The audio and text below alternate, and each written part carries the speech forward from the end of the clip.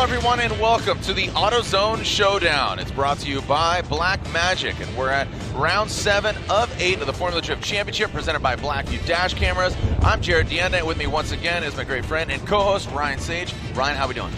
We're doing good. It's a little bit hot out here. We're all surviving. The drivers in particular, obviously a lot hotter than we are. But what we always expect to see here at this round that leads us into the final round of the year is some crazy hot action, right. And we'll see that this weekend. Yeah, this is just kind of a wacky event. We've seen some, sensational crashes, some big off-track antics. We've seen fires here. A lot of things happen here at, what truly is the Lone Star State. Who will be the Lone Star? Speaking of Lone Star, as I said, round 7 of 8. This is the most rounds of the championship we've ever had before since we included Canada this year in the overall championship. But how is the championship shaping up? Only 15 points separate first and third.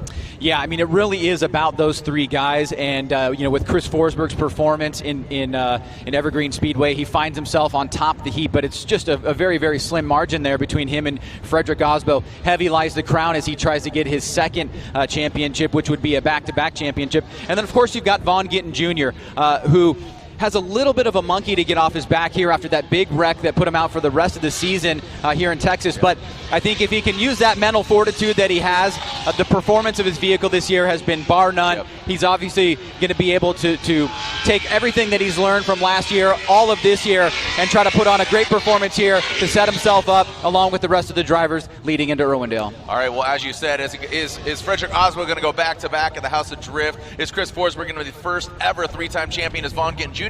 going to get a second championship? He's looking like the 2010 Vaughn Gittin Jr. we've known, seen, and loved. But it's all about qualifying today, Ryan. So our qualifying format is our setup day leading into the top 32 for tomorrow. Each driver is going to compete in 2 non-consecutive runs. Drivers receive a score each run, keeping the higher score. 32 drivers move on to tomorrow's head-to-head competition, and ties are broken according to the lower qualifying score. All right, we're here with Judge Ryan Lantane. Now, Ryan, this track at Texas Motor Speedway is not only challenging for the drivers, but also challenging for you as the judges to find the appropriate layout. You guys have gone through many changes over the years in order to get the best possible drifting. So as we take a look at the line and angle map, tell us what your thought process was this year in developing this course. So I think we did a pretty good job this year. All the drivers are telling us it works really well. It's very natural and flows really smoothly. You can see here we have 6 scored zones, and the scores will be the same for line and angle. So if you look at outside zone 1, it's red at initiation. That means the cars need to be at angle as they go through that zone. So you can't initiate halfway through it or at the end of it. You need to be at angle all the way through it. And Andy is really strict about that one. We saw in Pro 2 yesterday a couple of drivers not quite doing it and getting low scores. From there, you go to inside clip 1. So the line we're looking for really to be ideal from that outside zone 1, kind of like a midline, and then hitting that inside clip 1, which then takes you to outside zone 2. All that is worth 5 points each for line and angle, and then we get to inside clip 2. Inside clip 2 is also worth 5. It's a difficult one to get to because you have that long chute where you need to really be on throttle, but you have to be accurate as you get through that long chute where you're hard on the throttle, and you really have to be precise getting through there to outside zone 3. Outside zone 3 is worth 10 points for both line and angle, so 20 points overall. It's an important spot. You need a lot of momentum to get in there, and that's what the style judge is really looking for, to get into that with momentum, not really accelerating up to it, but using your speed and the vehicle weight kind of get it out there. And then you have inside clip 3, which is just before the finish line, worth 5 points for line and angle as well. One of the things that you guys have implemented this year that's been very helpful for the drivers, but sometimes very difficult for outsiders to understand, is the acceleration-deceleration map. So here it is on the screen. Yeah. Break down exactly what this map means. So this is something that we look at during practice and also during the Pro 2 qualifying, looking at where drivers are going to be slowing down. This isn't necessarily a braking zone, but an area where they might slow down. They might lift off the throttle, have a momentary lift off the throttle to let the car carry out whatever they might need to do. But this is for us to know where the drivers are going to be doing that, and also for the other drivers when chasing to know where to expect maybe a driver in the lead position to be either slowing down, braking, pulling the e-brake, any of those things. So the red here would denote that braking or slowing down area, but it's not something that's required. Right. It's something that maybe might happen, so you just kind of have to keep an eye on it from a spotter standpoint, letting their driver know what the lead driver might be doing. Could vary per car, but it's tendencies that you guys have seen over looking at practice and the way that the course has been constructed. Exactly, yeah. All right, so as we get into the style category and we break down the acronym IFC, Tell us what that is. So IFC, you're looking at initiation, fluidity, and commitment. And you might hear us say IFC sometime through the event. Initiation, so Brian Eggert is the style judge of this round. He is looking for the cars to get to angle really quickly when they do initiate. They need to do it smoothly, and they have to not take angle out once they've got that angle into the car. Fluidity, that's overall through the course. So as the car's rotating from a high degree of angle in one direction to the other, you want to see that done really, really smoothly. So we got quite a few transitions on this track where you can see that happening. And then, of course, commitment. A big one for commitment is going to be outside zone 3, going towards that wall. Right. So we want to see cars, drivers staying on throttle, hopefully by inside clip 2, using the momentum to carry their car out all the way to the wall, as opposed to slowing down before inside clip 2 and then accelerating towards the wall. So we know we have a slight decel there, but it's just a slight lift off the throttle just to get the car set. It's not a big decel area, so that's important for the commitment side of things. So in the past year, we've seen kind of the cutoff for qualifying right around that 73, 74 mark, high scores up to 95, maybe 96. But of course, there's ways that you can get a 0. So what are the zeros in qualifying? So the first one in qualifying would be a spin, of course. If you spin out at any point in time, you are going to get a 0. That's the big one. It's an obvious one that everybody can figure out. Opposite drift. So if you're drifting in the opposite direction, you should be in that corner, then that's a 0 as well. And then anything that's latchable, hood, hatch, trunk, doors, anything like that opening up during your run, that would be an automatic 0 as well. And that is to play into the tandem side of things, where you don't want everything opening up on the lead car. That would kind of psych out the chase car, or perhaps fall off the car and distract them or get them to run over it. And you guys also, as judges, reserve the right that if you see many straightens throughout the entirety of the course where it just looks like the run's not coming together, yeah, you might also give that driver a 0. Exactly. We use what we call the unchaseable lead run. So if it's a run that doesn't look like it'd be chaseable in any way whatsoever by a chase car behind them, then we would 0 that out. If they're all over the track, not necessarily straightening or spinning to the point where we would give them a 0 usually, but if they do it multiple times or really look like they're out of control and not doing what we're asking them to do overall, then we, yes, of course, we'd give them a 0 for that. All right, well, Ryan, well, thank you for breaking down the judging criteria for qualifying here this afternoon. You are at the AutoZone Showdown, brought to you by BlackMagic, and we are at round 8 of the Formula Drift Championship, presented by Blackview. Qualifying is up next. All right, we are here at Texas Motor Speedway, and the making of a great event. To be quite honest, yesterday it seemed a bit hotter out on track. Today there's a strong breeze blowing through here. It's going to clear out the smoke, and we're seeing a lot of smoke, some really high speeds, Ryan, and we're starting things off with a 2-time Formula Drift champion. He's back behind the wheel of his V8 Volkswagen Passat, and that is Tanner Foust. Yeah, super stoked to see him back. He could play the role of spoiler potentially here, and certainly look good in practice. So expecting big things from him. 33 driver field this weekend here, so only one driver will be out in tomorrow's competition. So we'll certainly be keeping an eye on who that might be. And as far as a spoiler, you mean as far as shaking things up as points go, because that being the sophomore season with this vehicle, it's looking a lot better, I have to say, than last year. Yeah, he looked great in his first appearance, and even better in his second, and certainly looks pretty solid today. Here we go, Tanner Foust initiating that first rear clipping zone. Into the sweeper, you'll see him tighten it up to the front clip or the inside clip. Into the second rear clipping zone, through the power alley. Tighten up to the front clip. Little lack of angle there, but pouring it on. Ooh, into that last and final rear clipping zone, and way off of that final clip there, Ryan, as we take a look at it again. Yeah, we're joined up here by Ryan Lantain as well, and taking a look at the initiation by Tanner Foust. The judges were really asking the drivers to get quick rate to angle in that outer zone there, that outer zone 1, and then wrapping around to that first inside clip. Anything in particular standing out to you, Ryan, as you take a look at Tanner's run one more time? Yeah, he did a pretty good job on most of the clips. Filled that zone beautifully there as well. But like Jared said, he completely forgot about that last inside clip, unfortunately. But it was a good run for a first. Right. Yeah, push a little bit harder in the second one, right? I can't recall that he has driven at this track even before, because I believe when we started coming here, he had already been retired from Formula Drift action, I believe, if I'm not mistaken. I believe you could be right. You believe that? I believe that. No, I think, yeah, because 2009 or 2008 was his last season. Yep. And yeah, we've been here for, this will be our fourth year. I don't know. I mean, that's about something. We'll have our statistician look it up. We'll have our statistician look it up. Third year, as our Canadian counterpart is informing us. So we're waiting for Tanner Faust's score. You can see the big Haas TV there in the background, the world's largest TV. Thank you, Texas Motor Speedway, for having us out here.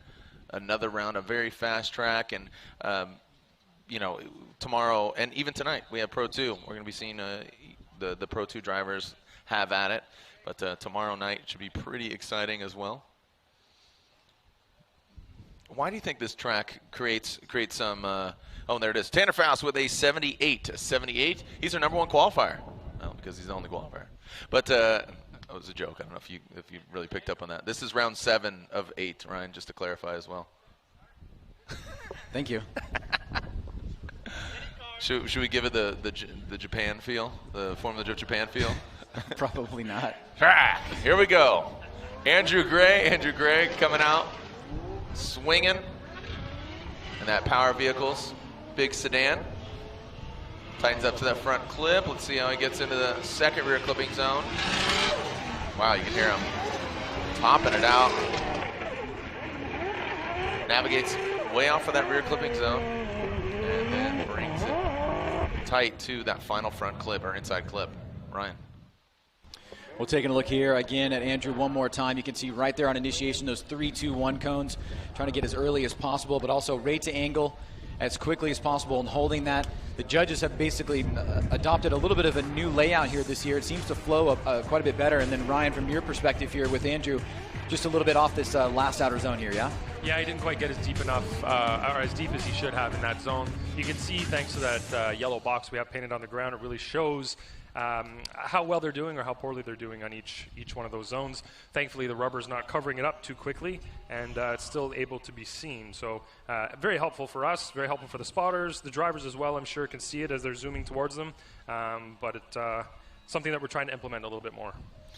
Ryan Lontaine, talking with you more, maybe elaborate if you could. Seems that the drivers, when they're coming off of that, off the big turn right here past the second outer clipping zone.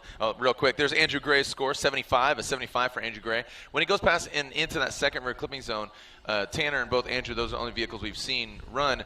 Their angle seems a bit shallow. I mean, what kind of compromise are we looking there for speed, angle, and obviously hitting that clipping zone? Yeah, this is a difficult section of the track because you have this long straight chute here that you need to get through, and sometimes drivers will give up a little bit of angle to get the speed they need to get through to the other part of the course.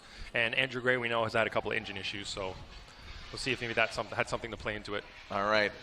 Speaking of engine issues, I know Charles Ng is he's liking the car. He said, "How's the power?" He says, you know, it's doing all right, but right now he's putting it down. Nice job by Charles Ng. Way off. Seemed like he was going to overshoot that outer zone. Tightens it back up. Nice job by Charles Ng. Man, for like I said, talking to him in the driver's meeting earlier, I said, "How's the car?" He says, "It's all right."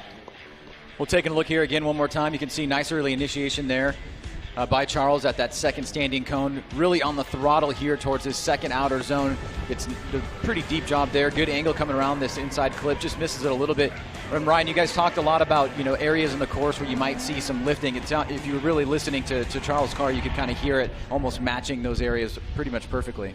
Yeah, we were watching quite a bit of the practice from the Pro 2 and the Pros to really set that up in a way that would benefit the most amount of drivers, to make it the most fair. And we think that it's a pretty good indication of where they're going to be doing that for the majority. Some drivers don't lift as much or at all at inside clip 2. Some of them are full throttle through there. So. And a spotter should be able to note that and understand the tendencies of the drivers and be able to calculate anything that they need to. Yeah, exactly. And we are seeing the score for Charles Ng, and it is an 85. An 85 there for Charles. You just did. An 85 for Charles Ng. An 85 for Charles Ng.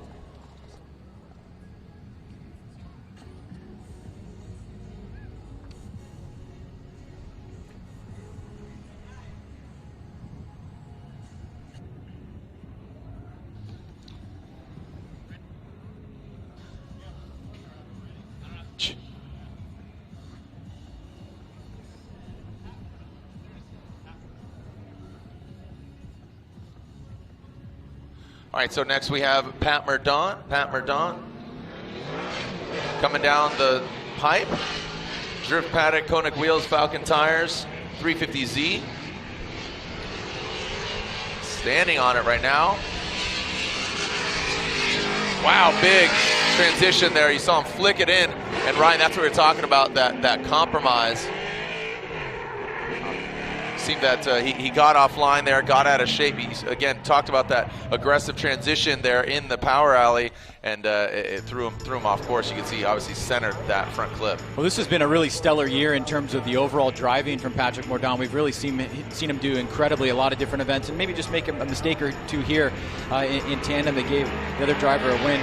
As you can see, he's going to come into this first inside clip just a little bit, mistimes it there, and kind of center lines that clip and takes it for a ride. And then from you, Ryan, anything in particular that you see that would stand out from Patrick Mourdaunt? Yeah, it seemed what led to that mistake there was a pretty big bobble. He seemed to throw a lot of angle through the chute here between outside zone 2 and inside clip 2, and looked like he kind of over-rotated, had to bring the car back, and he ended up not getting quite as wide as he should have at that inside clip. All right, waiting for Pat Mourdaunt's score. As you said, a little bit off, Ryan. Some aggressive things not paying off, but still some moments of clarity there. As we are waiting for Pat Mourdaunt's score. Next up, we have Geoff Jones on line, and there's Pat Mourdaunt's score, a 72 for Pat Mourdaunt.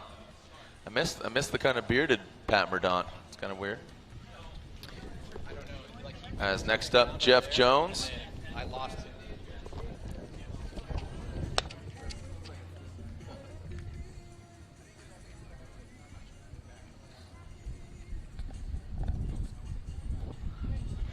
As we are going to see Geoff Jones. Geoff Jones will be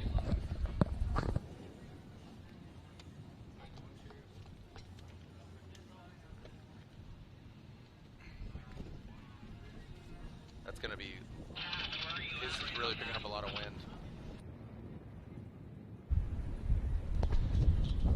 All right, so we are now waiting for Geoff Jones.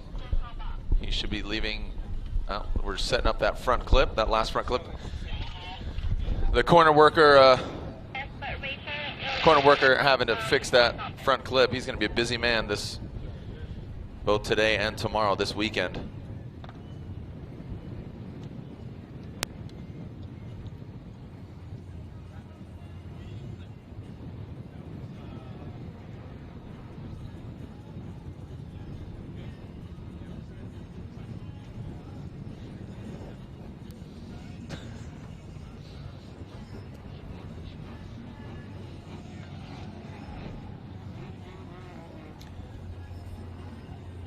Geoff Jones in the Doc S14 turbocharged LS from Los Angeles County.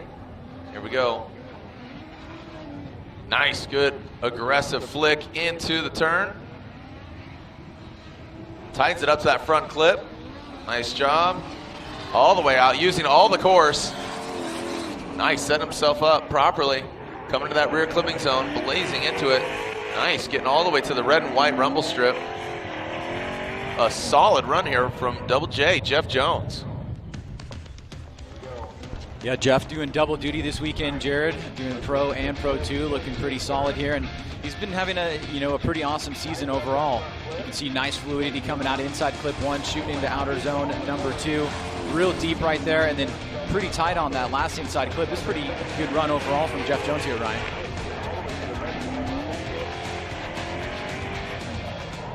Oh, looks like we lost Ryan for a second there, but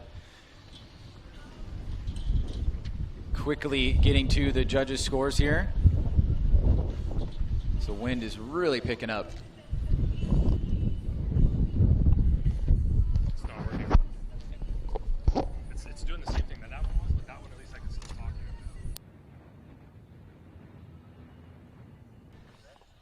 here. And there's the score for Geoff Jones, an 84 for Geoff Jones. So a good run for him. You can see 31 out of 35 on line, 28 angle, 25 for style. So collectively a pretty strong score for Geoff Jones. 33 drivers, as Ryan said. Only one driver, unfortunately, will not be competing in tomorrow's main event, as Cameron Moore enters the picture. Nosing down into the front clip. That second rear clipping zone, getting almost into the dirt. Nice job. You can see his car just lifting a little bit there, and then into the front clip, and then wraps it up. Good showing there by Mr. Moore. Take a look at it again, Ryans. Yeah, one more time here from Cameron Moore. You can see starting off pretty solid. He's on that midline and then comes down low, nice and tight on that first inside clip.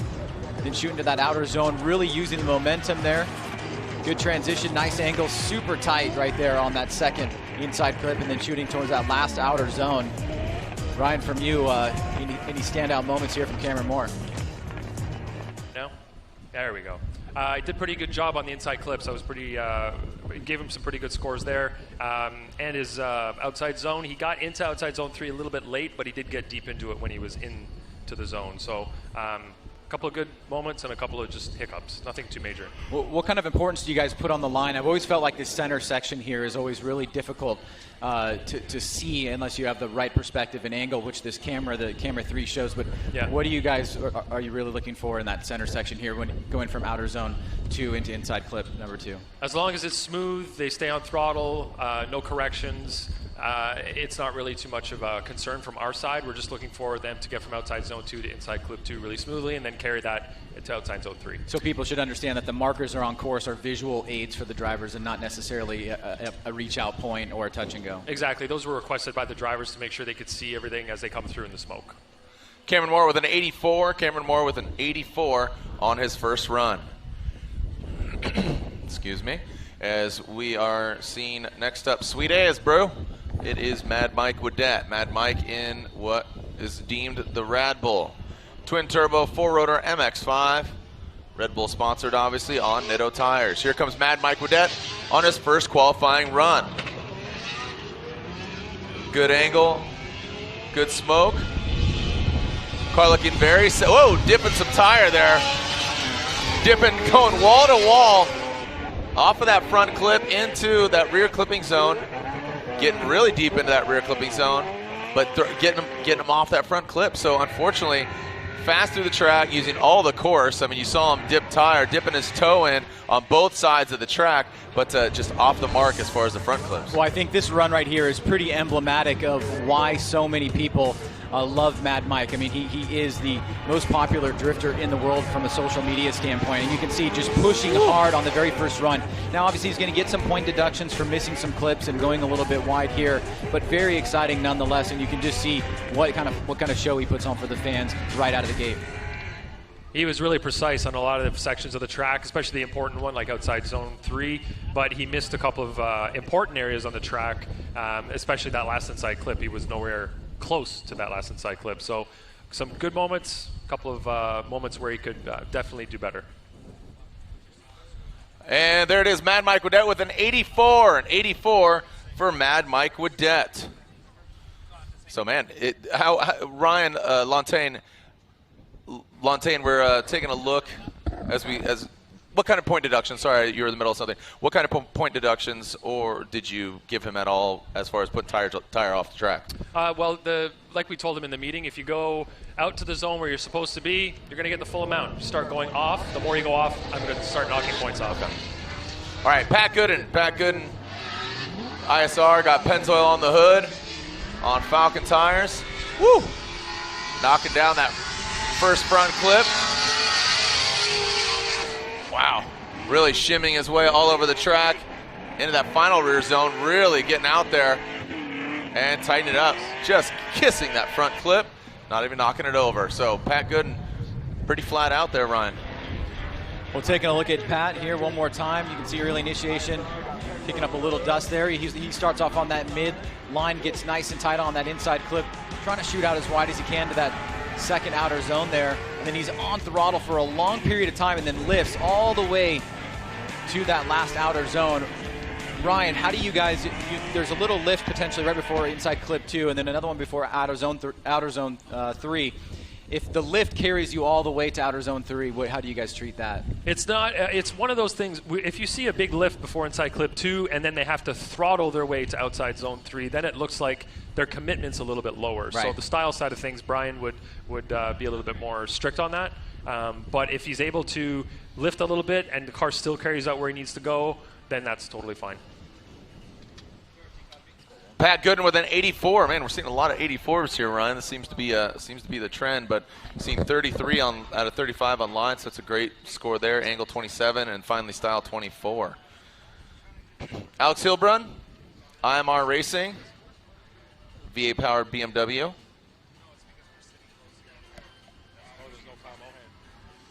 Seems that he's really getting that vehicle just progressively more and more competitive. This isn't the same vehicle that he dominated last year in Pro 2. Built a new vehicle here for Pro competition. As we are waiting, Alex Heilbrunn on the start line. Nitto tires are warmed up and ready to do battle with this course. Here we go, Heilbrunn initiating about the second marker cone, or excuse me, the second marker cone. Ripping into the power alley. Nice job. You see a quick flick of the wrist there. Whoa. All right, so Alex tightens it up. Nice job. Ryan, how intimidated do you think are the drivers of that wall there? And we saw Von Kent Jr. hit, and probably one of the hardest hits we've seen in Formula Drift history, and then even Mad Mike Wadet as well last year. Yeah, I would say there's definitely a big level of intimidation. I mean, you're literally on throttle pretty much the entire way through the course up until this point right here, and then there's a lift and you're trying to coast out into that area, and the timing to get that right has got to just be absolutely perfect, and if you don't get it right, you can definitely end up going into that wall. Now that wall is there for a very important purpose, namely if you go off the course, there's just guardrail right there, and potentially endanger fans. So you definitely have to have that wall there. It's got to be pinned, and that is one of the most challenging parts of this course in terms of the overall scare factor. So talking about that wall there in Alex Heilbrunn, I would say is, Lantain, anything stand out to you? I mean, it seemed like he tightened it up, went fast through the course, speed no longer a factor, but outside of that rear clipping zone, seemed that he had a solid run. Ryan, your thoughts? Sage? Yeah, I thought it was a pretty good run overall. The areas where the A-cell, D-cell map are designated was pretty much picture perfect for him.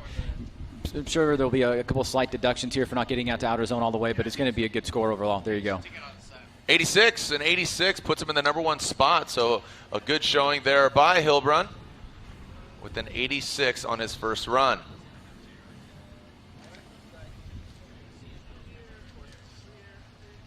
All right, so Faruk up next, a pro rookie similar to that of who we just saw, Alex Heilbrunn.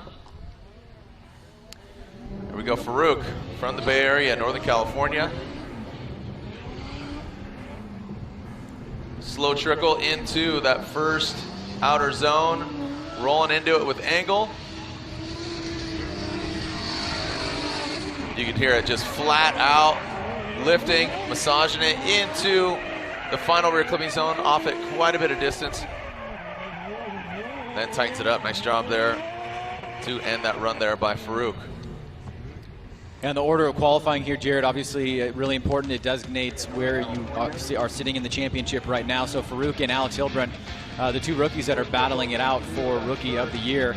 And Faruk sitting just one position higher than Alex right now, with Alex missing the Montreal round. So the last two rounds really important for these two drivers. You can see Faruk way off that last zone there, but overall, pretty decent run to get started here.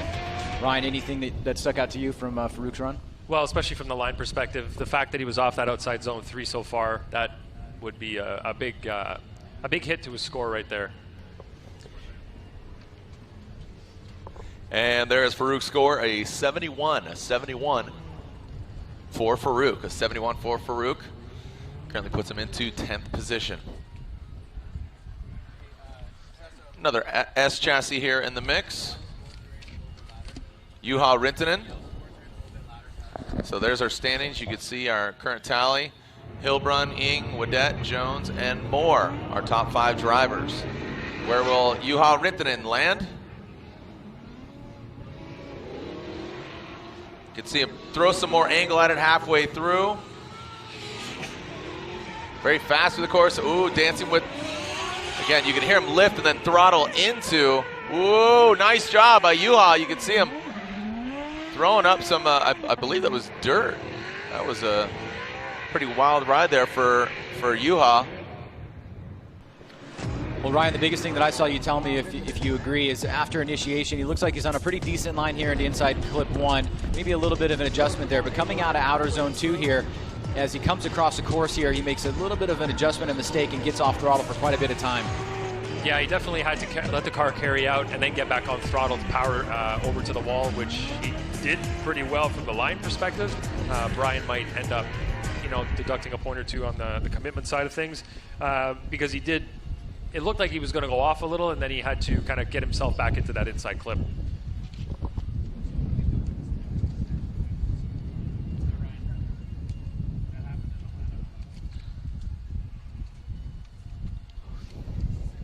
All right, waiting for Juha Rintanen's score. Next on the start line is Geoff Stoneback, Stone Cold.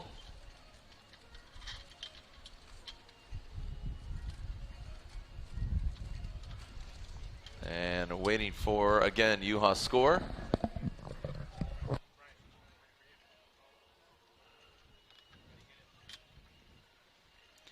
Seeing Stoneback, Coffman, Castro, Pawlak.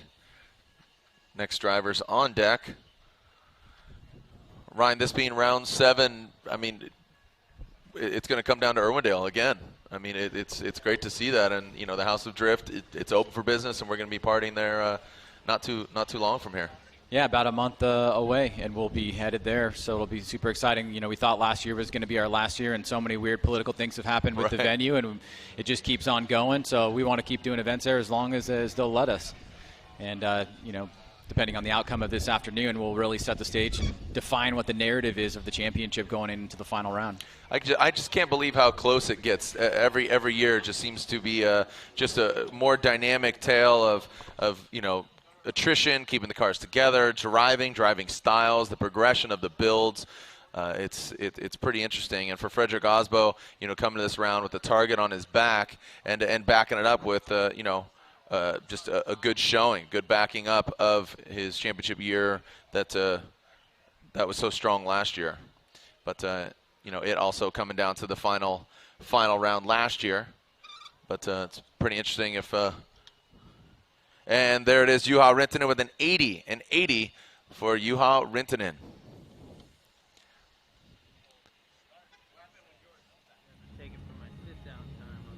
Again, as it's Casual Friday here today at Texas. Some people bouncing out of work or school. Here we go. Geoff Stone Cold Stoneback.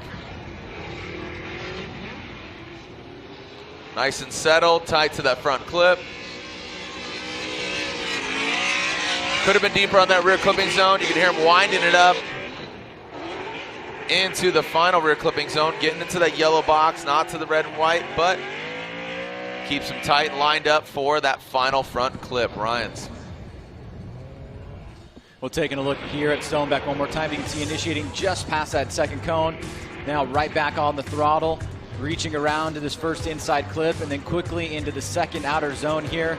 And then Ryan, from you, any standout moments here from Geoff as he gets into this second inside clip in the final outer zone? Well, from the line perspective, he did a really good job everywhere. He almost got a perfect score line-wise. There really wasn't much to deduct from. All his zones and clips he hit pretty well. I can't really say much about it line-wise. Pretty strong. And if you had to speculate for the other? I didn't see any major corrections either, and I don't think maybe Andy might ding him on angle a little bit at outside zone 2. So nothing too major, really. Should be a pretty good score.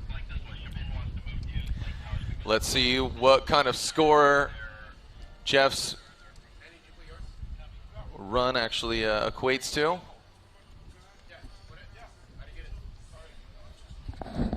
Could see a great day. There is we did see some threatening of some storm hitting us tomorrow. Hopefully, if everybody says a prayer, we won't see that. But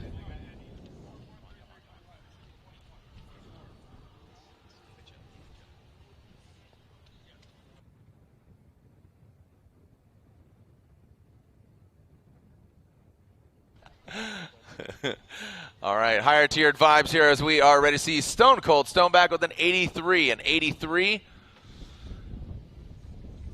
So Stone Cold Stoneback, an 83 on his first run. Jonathan Castro from Dominican Republic. Freshman year for this vehicle and him behind the wheel. As Heilbrunn still sits on top with that 86. Here comes Castro. Now turns on the smoke machine. You can see him dipping his tire, taking out that front clip. Yeah, throttle on past the front into the rear clipping zone. Getting deep into it and tightening it up. Nice job there by Jonathan Castro.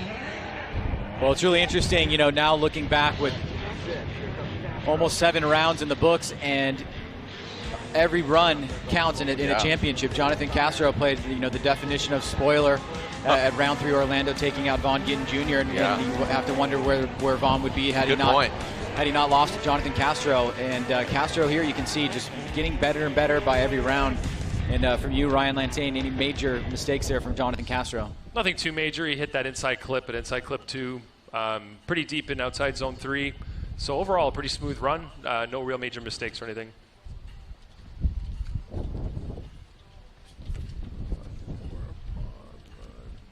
Castro parking it there after his run, waiting to score. He's right in front of the screen. I mean, if we could only take this screen to every round of competition. And there it is, an 80 for Jonathan Castro. Puts him into 8th qualifying position as it stands. Next up, Justin Pawlak, JTP, Roush Performance, Falcon Tires, Weld Wheels.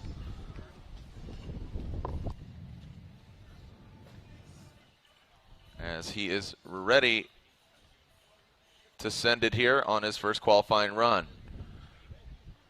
Heilbrunn, Ing, Wadette, Jones, and more. Make sure all the clipping points and zones are in their respective places. Like I said, these track workers really going to be out on the track quite a bit today with all these clipping zones and points being knocked over. Here we go, JTP, Justin Pawlak. Winds it up, big angle there on initiation. Tight to the front clip. Mustang really squatting down, hunkering down through the power alley. Quick blip of the throttle, whoa, look at that, throwing it in nasty. Will that pay off in the judges' eyes as Justin Pawlak, wow, that was snappy into that rear clipping zone. I kind of got nervous for him a bit.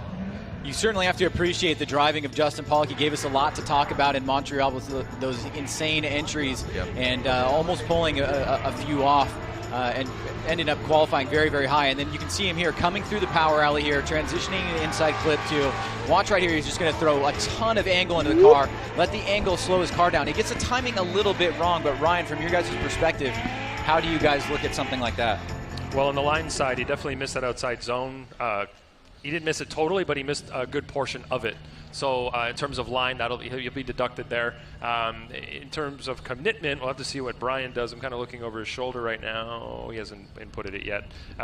It'll be, a slight deduction on commitment, I guess.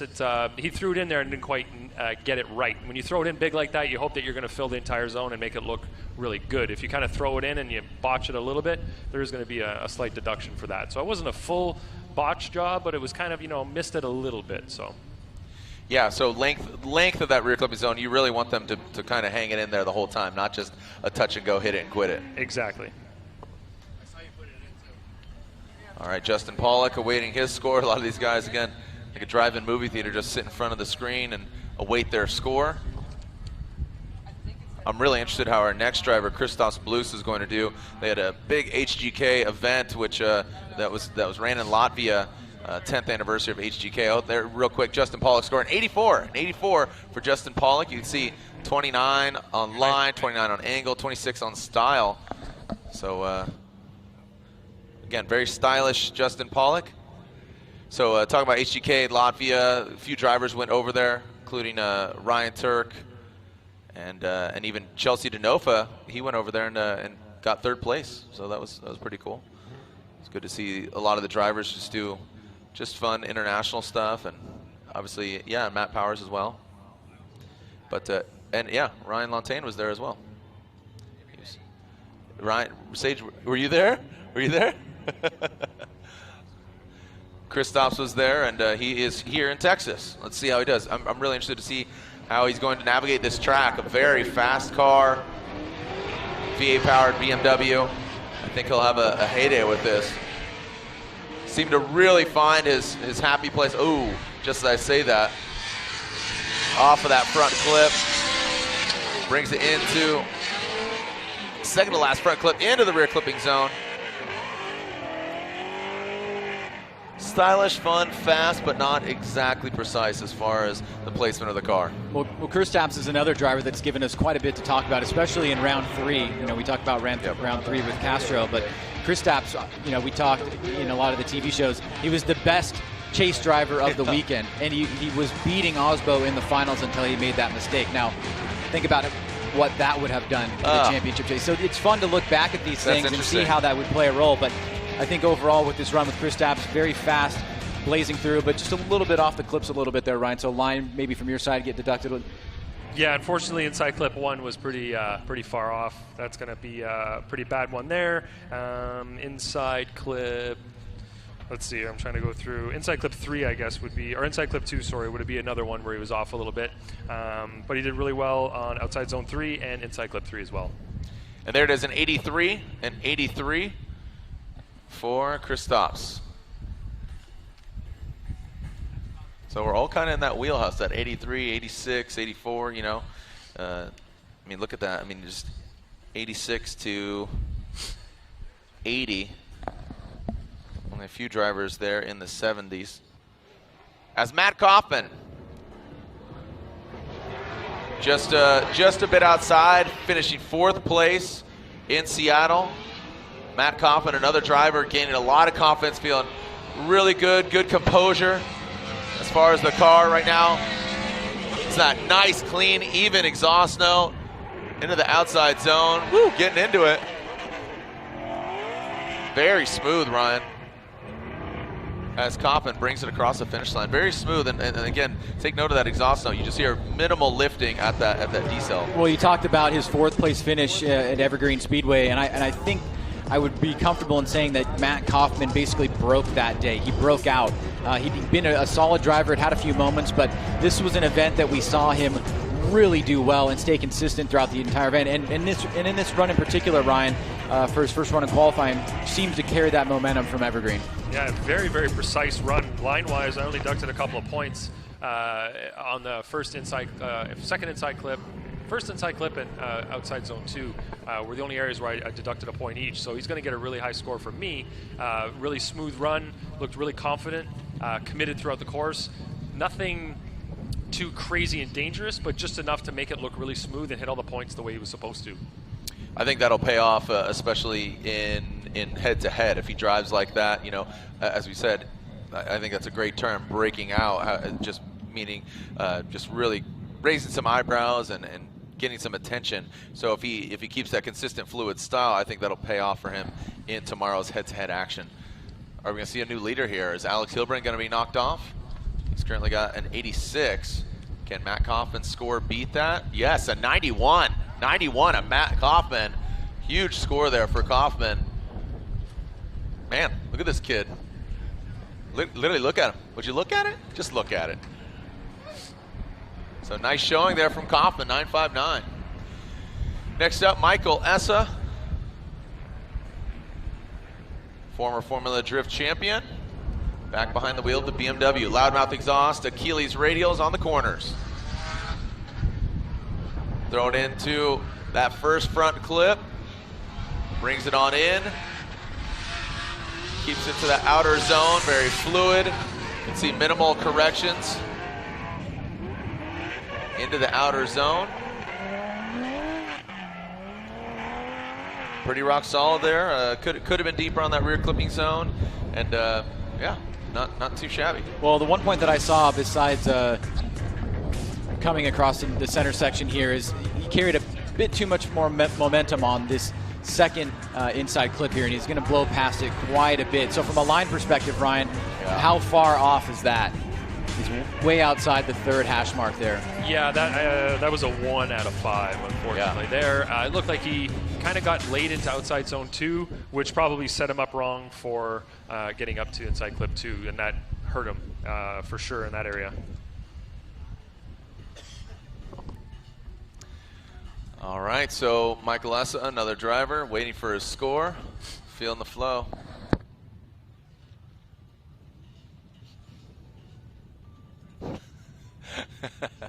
And the scores are in for Essa.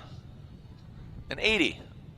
An 80 for Essa puts him currently in 11th position. So interesting turn of events here. I haven't had any words with Chelsea Denofa before the event, before he ran here. I want to talk with him after this qualifying run, or during the break, I should say, before Pro 2. But stepping out of the BMW, now behind the wheel of this BC Racing S chassis. So on GT Radio, so transferring all his sponsors. Yeah, I don't think that was by design. I think he was forced into this situation to where he needed to get in a different vehicle. Okay. Yeah, I mean, he's had some bad luck this year, some gremlins here and there after, you know, a sensational round 1. It unfortunately has just been showing up just with an issue at every event, but now working the course, standing on throttle. You can see that kind of, that rate to angle, Ryan. You see him kind of straighten out, then roll into it. Tighter on that front clip. I mean, seems to be on the front clips, but well, you can obviously tell, you know, with the borrowed vehicle, it's well underpowered compared to the majority of the drivers that we've seen thus far. I mean, apparent by the smoke cloud that is being or not being driven off of the vehicle, but doing everything he can to fight through this here. He's going to make a little bit of a correction here and then really put some angle in the vehicle to try to get through that inside clip without touching it. So Ryan, when you take a look at Chelsea on the run here, seeing that the vehicle's a little bit underpowered, what are some of the big takeaways? Yeah, it's something that I think have become a little bit jaded with. You know, the other cars, they look so fast and so exciting, and this car, he's making it through the course. He's getting to the points. Online, I didn't deduct that many points, but it's just not a high energy run. I don't think it could be, just because the car is a little bit underpowered, as you said. So Chelsea Denofa 71, so lacking in the angle. You can see the angle category. Definitely, with that lack of power, you can't drive through with all that angle, because you'd end up not making it through the course. So you're going to scrub a lot of speed, and he'll just be, you know, set out to drift here in the middle. No pun intended. Exactly. Yeah. So that's definitely something that he had to, you know, kind of calculate. Where am I going to maybe sacrifice a little bit of angle to make sure I maintain enough angle to get through the entire course? And it got him a 71. Not the highest score, but it's better than no score. Yeah. That should. I mean, that's one of the lowest, if not the lowest. I think we saw a 70 from another driver, but you just want to make it in the top 32. You can't win in qualifying, as they say.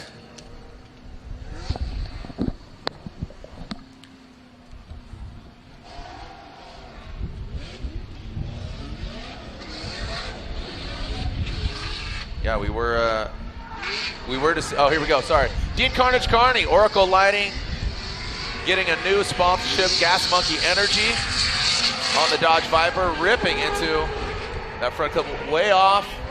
That front clip now bringing it into, way off that rear clipping zone. I know earlier today he had a suspension arm go out on him, caused some damage to the vehicle, but his team working hard to get it back out there and burn up some Achilles radials. Yeah, attrition is such a big factor in Formula Drift. The usage of these vehicles is just absolutely unbelievable, and maintaining them all the way through to the end of the competition is quite a task within itself. You can see Dean struggles here on that second inside clip, and then also on the third out of the zone. Are those biggest 2 points for you, Ryan? Yeah, definitely. The outside or inside clip 2 was a big one where he went off. It looked like he was actually going to go off course on driver's right, but he managed to keep it on the pavement. But it did not allow him to get out to that outside zone 3, as I'm sure he would have liked to.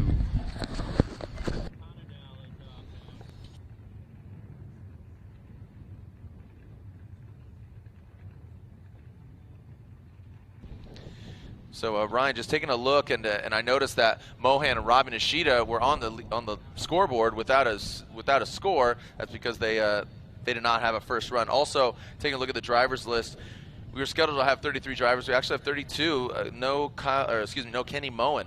So as there is a score for Dean Kearney, a 71. A 71 puts him into 17th position.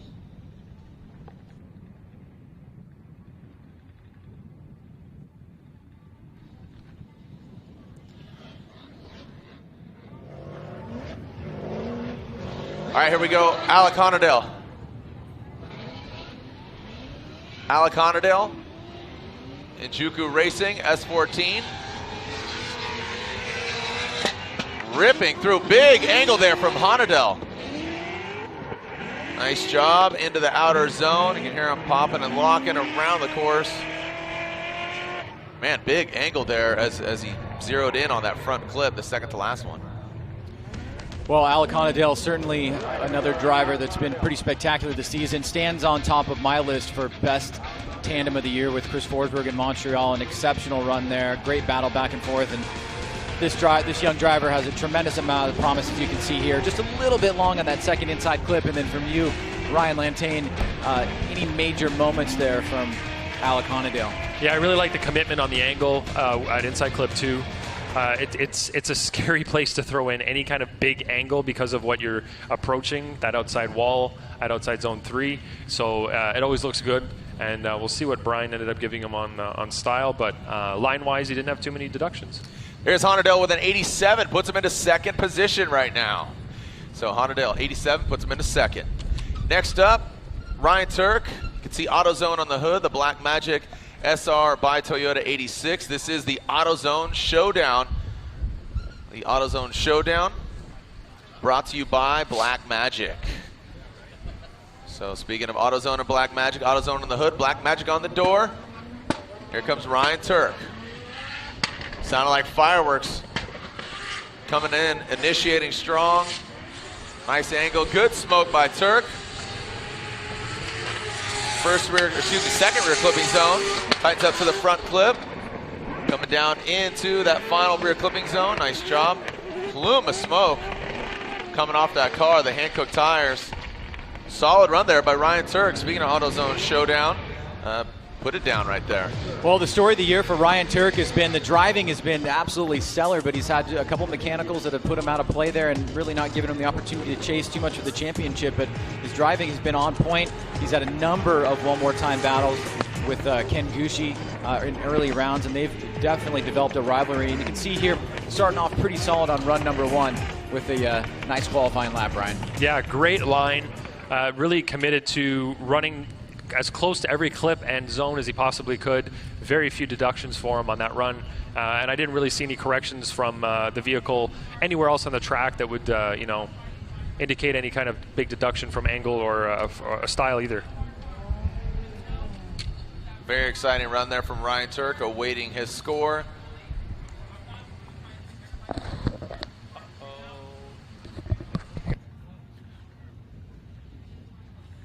All right, scores are in, and Ryan Turk, a 91, so puts him into number 1 position, a 91 for Ryan Turk. It's a great place to be. That'll lock him in. That'll lock him into that number 1 spot.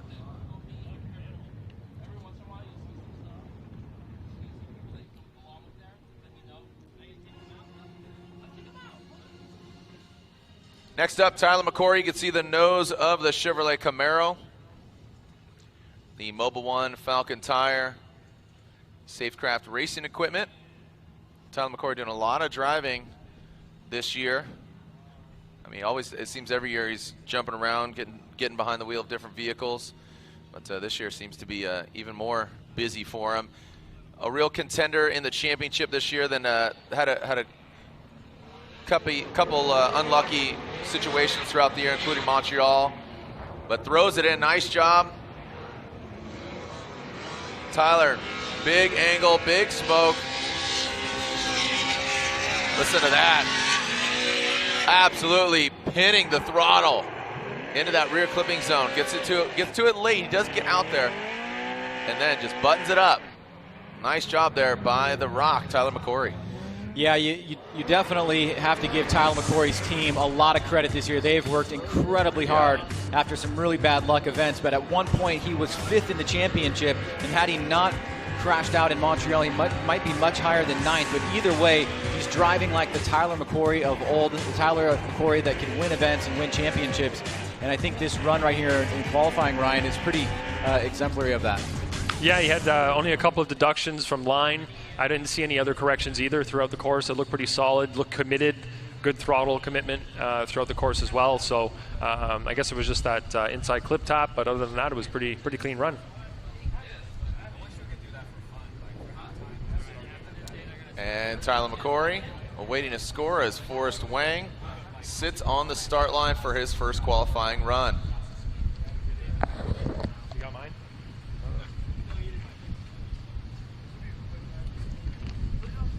Are you surprised by Ryan Turk getting that 91 there, Ryan? Seemed like a strong run.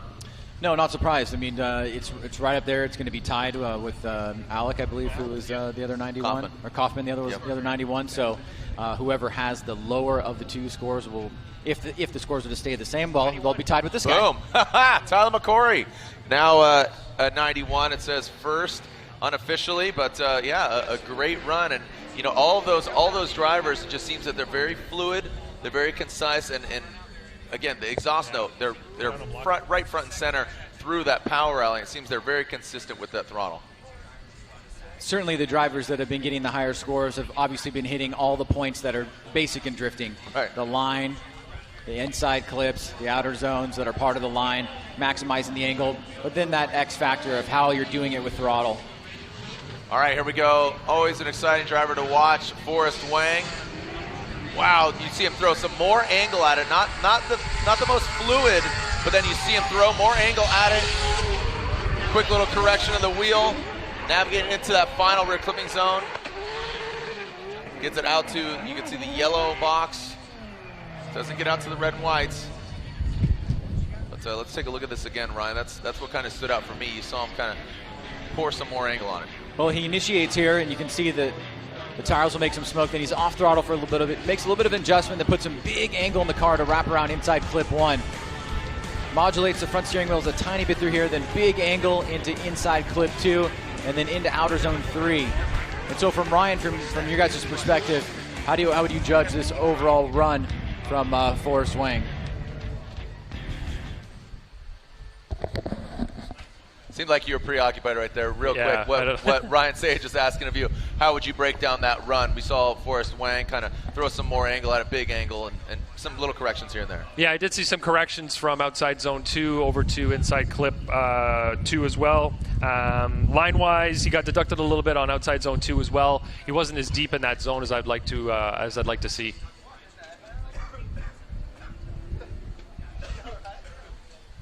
You all right, Jared?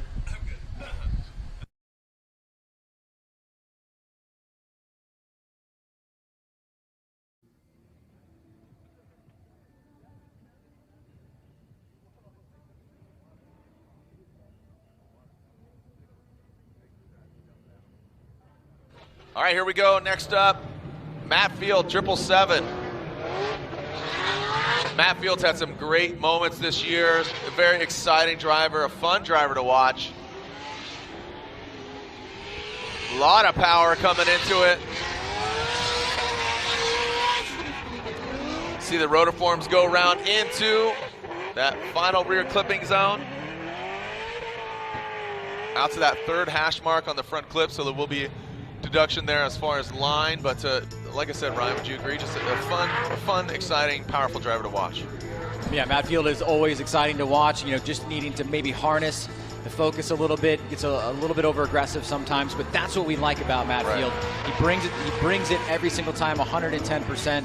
And you can see this run right here. He's got everything under control. Doesn't get deep as you probably want to into outer zone 3. A little bit off that last inside clip, but nonetheless a very exciting run from Matt Field. Yeah, he definitely missed. Kind of did the same thing that Forrest did there on outside zone 3. Could have been deeper in that zone, but overall a smooth run. Nothing too bad to report. Matt Field with an 87, so it pays off. Currently puts him into 4th, so an 87 for Matt Field.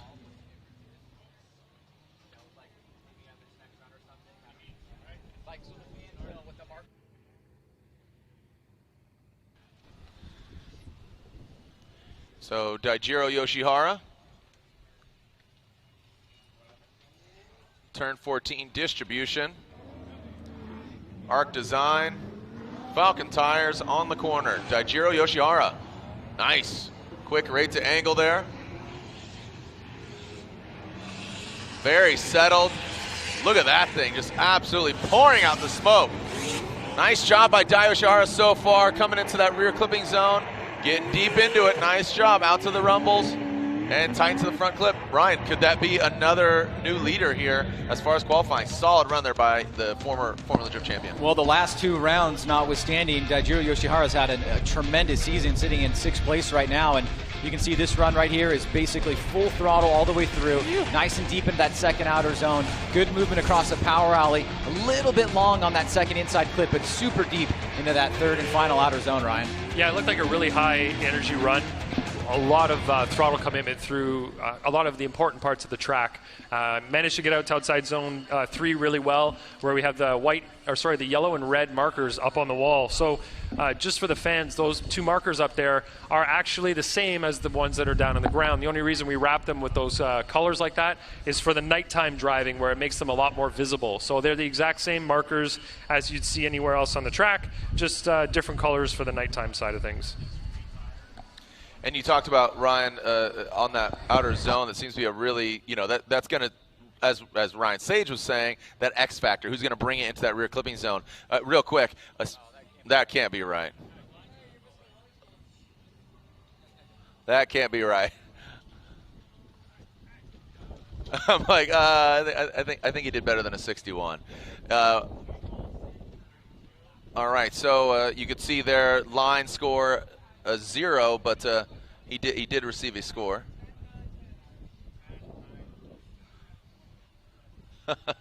Daijiro in a spotter. What? All right, well, and there it is, a 92. He went from worst to first, Psych. Just like that. Big difference. Yeah, what's that? That was. Yeah. There you go. That paid off, right? You had to slide him a little $20 there, real quick. Yeah. Oh, what's up, bro? 0 online. What about it? Yeah. Ryan, you said it wasn't that bad. Jeez. Yeah, I lied. So Yoshihara, our new leader, in a dominant fashion. Look at all those 91s as they get dropped down to 2, 3, and 4. Here comes the Goosh, Ken Gushi, Formula Drift veteran since day 1. The Boost Brigade squad leader. Nexen tires, ready performance. Nice job. Well, we just saw, this 86 chassis that Yoshihara's running the BRZ, but never forget, knocking over that cone as Ken Gushi crosses the finish line. I mean, we just saw a fairly similar chassis put down a #1 qualifying spot. Yeah, well, as we take a look back at Ken Gushi's year, last year was his best year on record, finishing second only to Frederick Osbo, and you can see carrying some of that momentum from last season into this season, but the competition level has gone up so much. Ken currently sitting in 5th place, trying to make up a few more position points as we head into the last round at Irwindale. And from you, Ryan Lantane, how would you compare Ken's run to some of the other 91s and 92s? Yeah, he had a couple more deductions than maybe some of the higher scored runs would have scored from my perspective anyway on the line side. He was off of, I guess it was inside clip 2, outside zone 2, sorry, he was off of a little bit, so I had to ding him a little bit there. But 85, that's 85, not a bad score. 85 gets him in 8th position. That's a strong, not obviously a 92, but like I said, it's a hard act to follow. You see Yoshihara throw down such a solid run, so backing that up. All right, so now on the start line, we are getting into our final 4, I should say our top 4. Final 4 drivers on their first qualifying run, but this is the AutoZone Showdown, brought to you by BlackMagic Car Care. Odi Bakshis.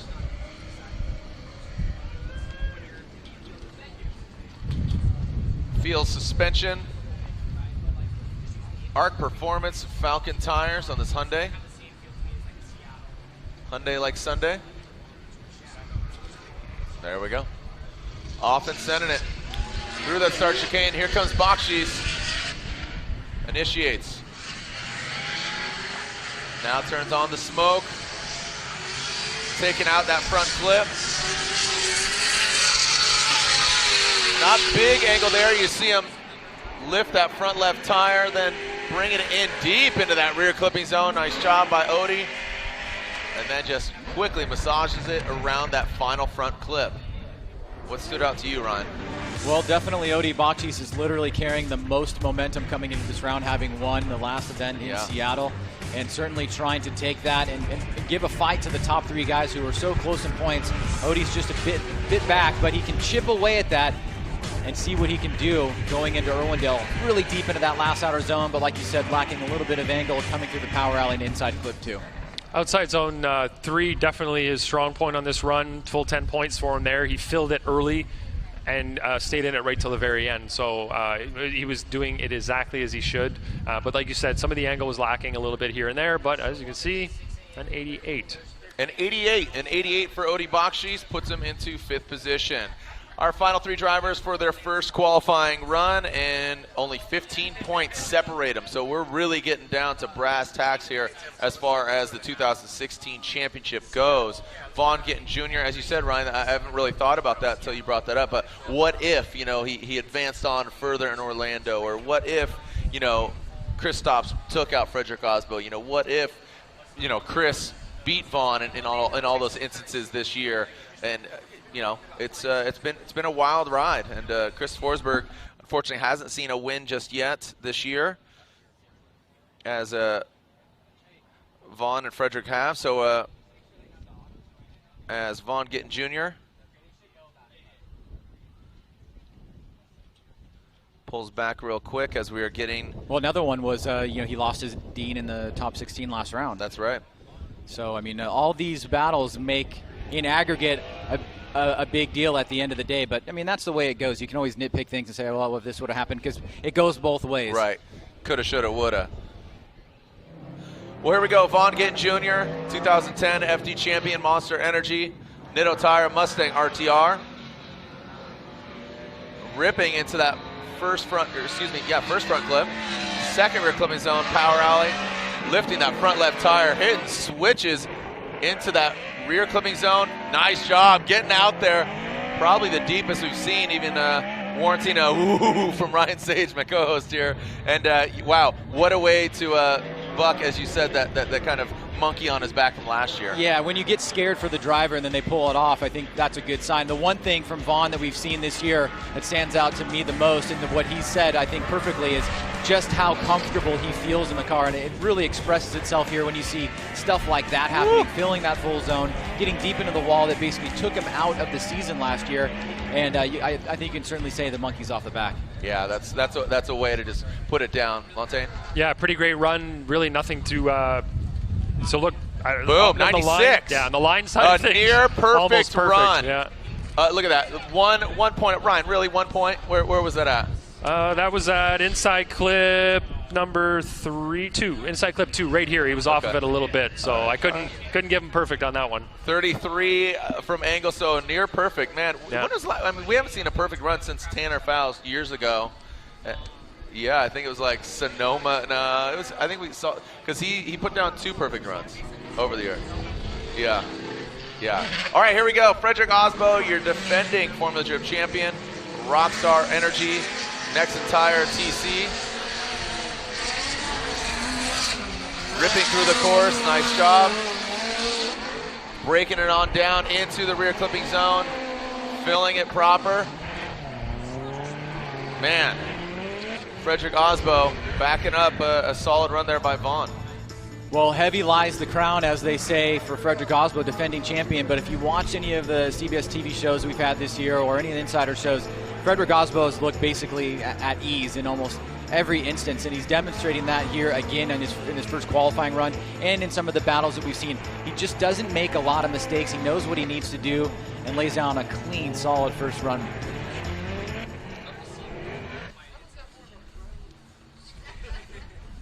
All right, as we wait for Frederick Osbo's score, he waits as well, looking up to the big screen to see how he stacks against the competition. Remember, we'll see all the drivers go at it again. Also, Pro 2 competition this evening. This is the AutoZone Showdown.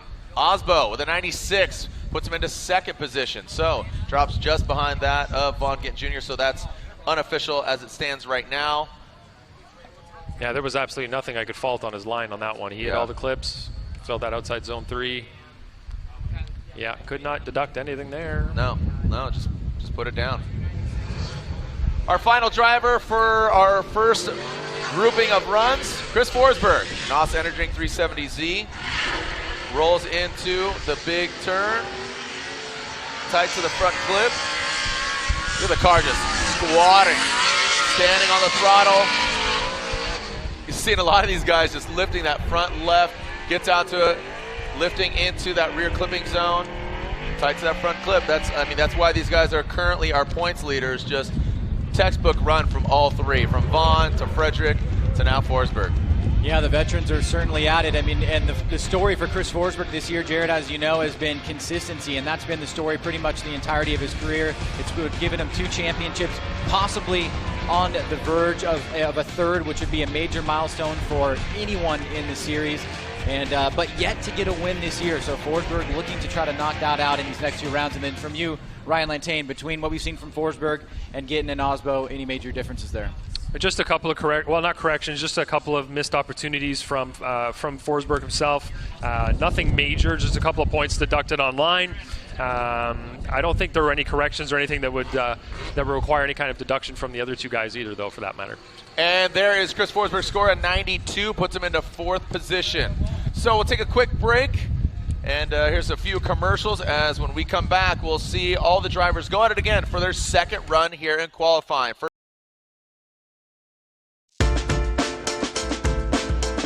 All right, well, welcome back. We are here, and we are seeing Tanner Foust at the AutoZone Showdown, brought to you by BlackMagic here in Fort Worth, Texas Motor Speedway. Tanner Foust is our first driver to go on his second qualifying run. Having selected a few rounds of competition. Texas, we saw him at Atlanta, and we saw him at the last round in Seattle. As you said, Ryan, using the term spoiler. Not talking about that off the back end of his car, but shaking things up as far as points. Not in contention for the championship, but you know, could obviously ruin some drivers' day by taking them out and shaking up the points a bit. Here we go, Tanner Foust, Rockstar Energy. Volkswagen Passat on Nexen tires, bringing it into the front clip. Nice job. Get into that outer zone, dancing with the edge of the track. Standing on the throttle, good job coming into the rear clipping zone. Woo! Getting all the way out there, Ryan. Way off that front clip. But man, sensational job there by Foust, looking a lot better than his first run. Not that his first run was bad. Well, certainly, you know, the standard had more or less been set by the top 3-4 guys in that final appearance there as we headed into the commercial break. Tanner must have seen that and really thought about what he needed to do here. It was holding it down completely, amazingly, all the way through, really deep into this last outer zone, and then just overshoots this last inside clip, Brian. That's one of those high energy runs that we like to talk about. It looked fast, it looked really aggressive, got out to outside zone 3 in an impressive manner, kind of had everybody cringing a little bit, and ends up with an 87, putting him in 11th position. And there it is, Tanner Foust with an 87, an 87.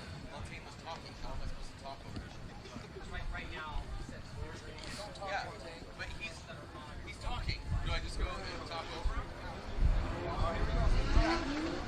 him? 87 for that of Tanner Foust as Andrew Gray brings it into the first front clip. As Lantane was saying, he had some words with him, some engine issues. Gray locking it up. Some sputtering there into that final rear clipping zone. So some obvious issues there for Mr. Gray.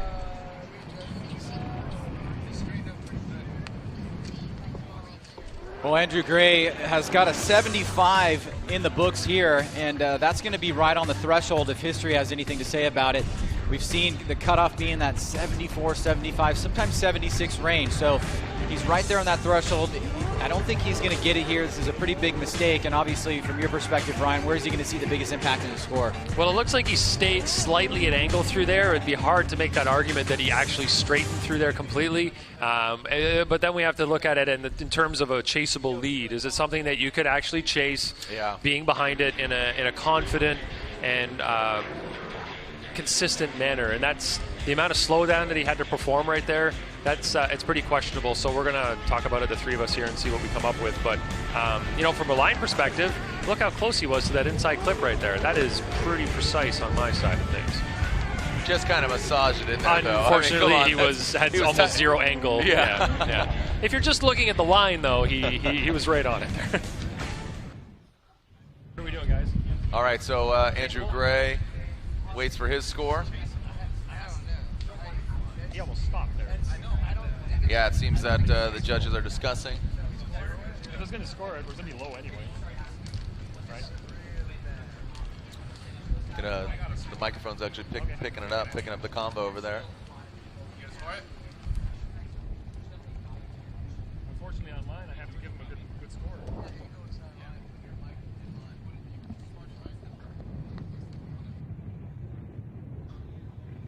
All right, so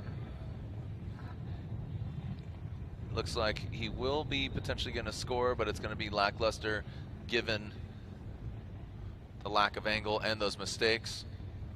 Man, Andrew Gray in Japan putting it down. Okayama, Ryan, that was pretty exciting for him, you know, and obviously winning the FD Japan, or excuse me, being the Japan champion for last year. Yeah, we haven't had an opportunity to see Andrew Gray at his best just yet, and he's been acclimating, and it takes time to develop your program here, and certainly for Andrew, doesn't do a lot of driving on banks is what we see a lot in the U.S., and yeah, he's going to sit on his first score.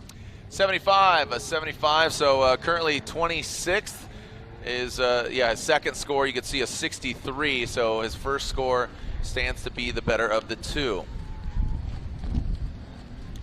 Next up, Charles Ng from Hong Kong, Shogun Motorsports, part of that Team Orange. And right now you can see our leaderboard. Vaughn Ginn Jr. 96, Frederick Osbo 96, Yoshihara 92, Forsberg 92, and Tyler McCoy with a 91. Charles Ng leaving the start line. Can he better his first score?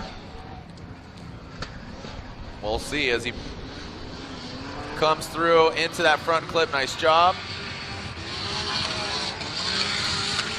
Ripping down the line into the final rear clipping zone, getting to the yellow hash marks, and 85 is his first score.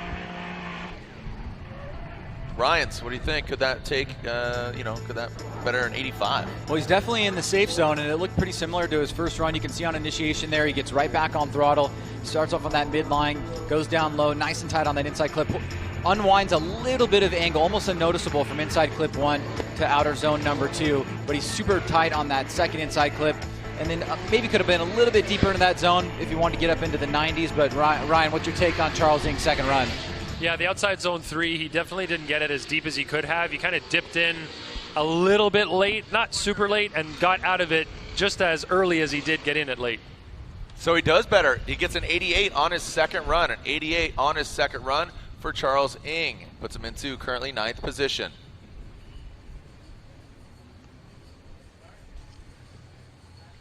Next up, Pat Mourdaunt.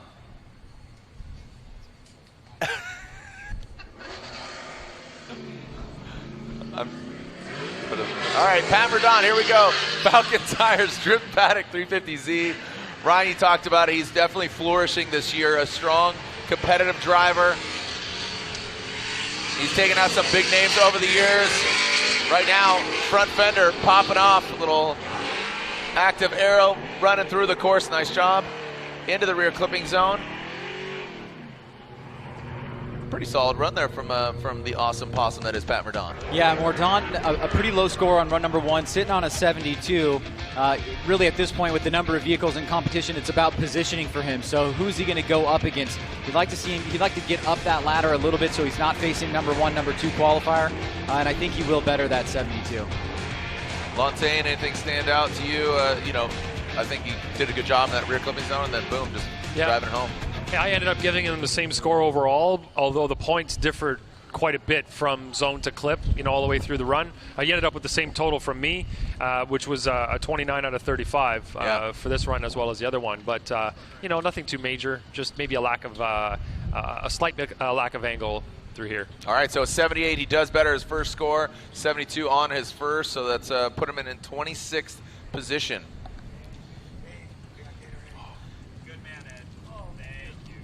All right, so we are going through the lineup here. It's going to be interesting if we're going to see Robbie Nishida or Kyle Mohan, because they both forwent their first qualifying run. And I'm not seeing Nishida there in the lineup, but right now it's all about Geoff Jones. Aggressive with that flick in, tightening it up to the front clip. Nice job by Jones. Looking very settled, minimal, no corrections at all actually on the approach to that final rear clipping zone. Brings it on home. Nice job by Jones. Can that better his first score, Ryan? What was it? First score right in the pocket, 84, so sitting right in the middle of the field right now. So a good run for Geoff, trying to move up here a little bit. You can see he starts off pretty similar to last time. Looks settled and comfortable. Nice job on that first inside clip. Decent job all the way. Actually, pretty good job on that second outer zone. Nice and tight on that inside clip, and then pretty impressive here on that third and final outer zone, right? I mean, really any mistakes that you can see here from Geoff Jones, it just seems to be getting better and better every run. Yeah, I really didn't see too much. I gave him an almost perfect score online. He was really committed on once the car was set to angle, he was on throttle. He made it through all the clips and zones the way he should. Geoff Jones with a 90. A 90 for Jones. Puts him into 8th position right now.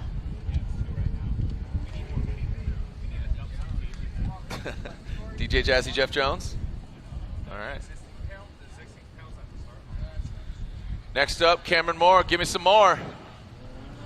Cameron Moore coming down the pipe. Nameless performance. That SC chassis. Quick little feint on initiation. Car looks very nose heavy. I made that comment last run. Oh, see that correction there? Massage. Oh, and another correction, another mistake there from Cameron Moore. Way off of that, I should say way off that rear clipping zone, pardon me. And then taking out that front clip. So unfortunately some mistakes there, or the car falling down. Yeah, not going to beat that 84, but let's talk about the things that were good in the run. Right there on initiation, quick rate to angle, very impressive there. Then he stays low, nice and tight on that inside clip, but then you can see he unwinds the angle here, and this is kind of where it all goes downhill. So yeah, not really going to beat that 84, but at least he's got some good takeaways. There was a good shimmy there, which would indicate almost an opposite drift, which would indicate a 0, unfortunately, on that run. Okay. So that's official. That is official. All right, so we'll make it official by putting it on the screen as Cameron Moore, an 84, still a solid run, puts him into 19th, a 0 on his second run. Yes. Really? I know Cameron Moore was a butcher. All right. All right, so Ryan, yeah, we were to see Robbie Nishida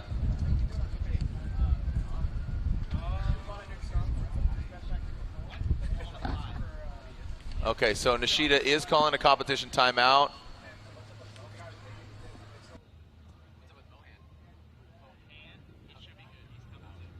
Okay, so Nishida did call a competition timeout. 5 minutes is put into effect. Next up, we should be seeing Mad Mike Wadette.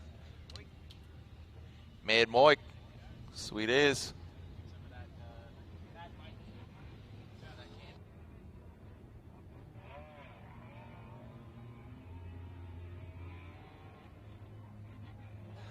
All right, so Mad Mike warming up his Nittos on the Rad Bull. Ryan, what was his score on his first run there for Mike Wadette? Another driver with an 84. He was in that succession of about 5 drivers that were all 83, 84. So looking to, looking at Geoff Jones at get up in the 90s. Yeah, dude, Jones backed it up.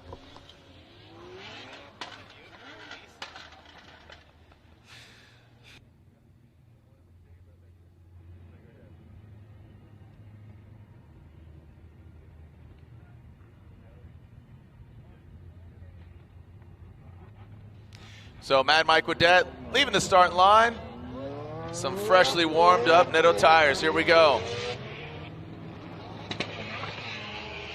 Firing off on all wankles.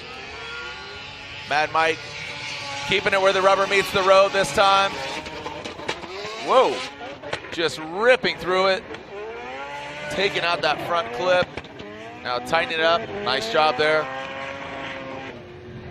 Ryan quickly through the course, man, and also keeping it where the rubber meets the road as opposed to getting into the dirt side to side. Yeah, I think this will contend against his first run. I mean, he certainly fixed the mistakes that he had on the latter part of the course.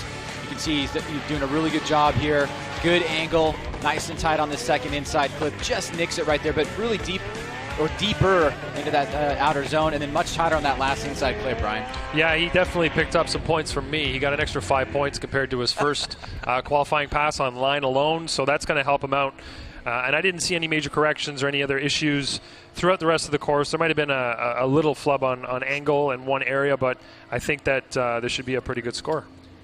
Mad Mike awaits and delivers. 91 at 91, there you go. He Jeff Jones did, as you said. I didn't know that was a thing. You just made that a thing.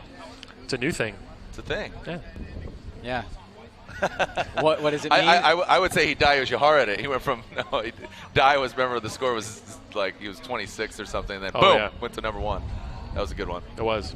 No, so what does it mean? It means that, it means you did better your second run. Yeah, I like that. Yeah. I'm with it. Put that in the drift lexicon. In the drift lexicon. Here we go, Pat Goodin. We'll see if this run is Goodiner than his first. ISR, Falcon tires, Pennzoil on the hood. Goodin lighting them up. Man.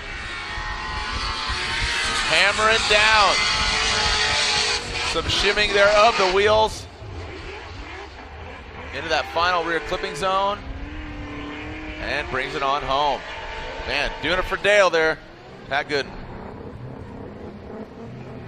Well, with very few exceptions, we're seeing guys do better on their second runs here, make some improvements. Pat Goodin, another driver, sitting in at 84. You can see nice and tight on that first inside clip, staying on throttle here through that second outer zone. Good angle here through the power alley, tight on that second inside clip. And you're really seeing that one driver on the course during qualifying is much easier than when you have two drivers on course. It's a whole other ball game in tandem, and drivers are definitely taking advantage of their opportunities right now in qualifying. It seems like we designed a course that is fairly simple for one car to get through. A lot of drivers are achieving this track at a high level. Real quick, an 84, and 84 stands to be the better score of the two, as he got an 83 on this run, but pretty consistent with his first. So puts him into 19th. Ryan, you were elaborating there? Montaigne? Yeah, just saying that it seems to be that we have a really high level of drivers, a high amount of drivers actually getting a high score in this course, which is something that we haven't seen to this level in the past, which I hope is going to lead to a really good tandem driving once we get to the tandem battles. Oh my, look at that, Robbie Nishida. Yay, there we go. Now we're seeing Nishida. So Nishida utilizes competition timeout. Oh, also we're seeing Mohan. Kyle Mohan, he's on the start line, so that's great.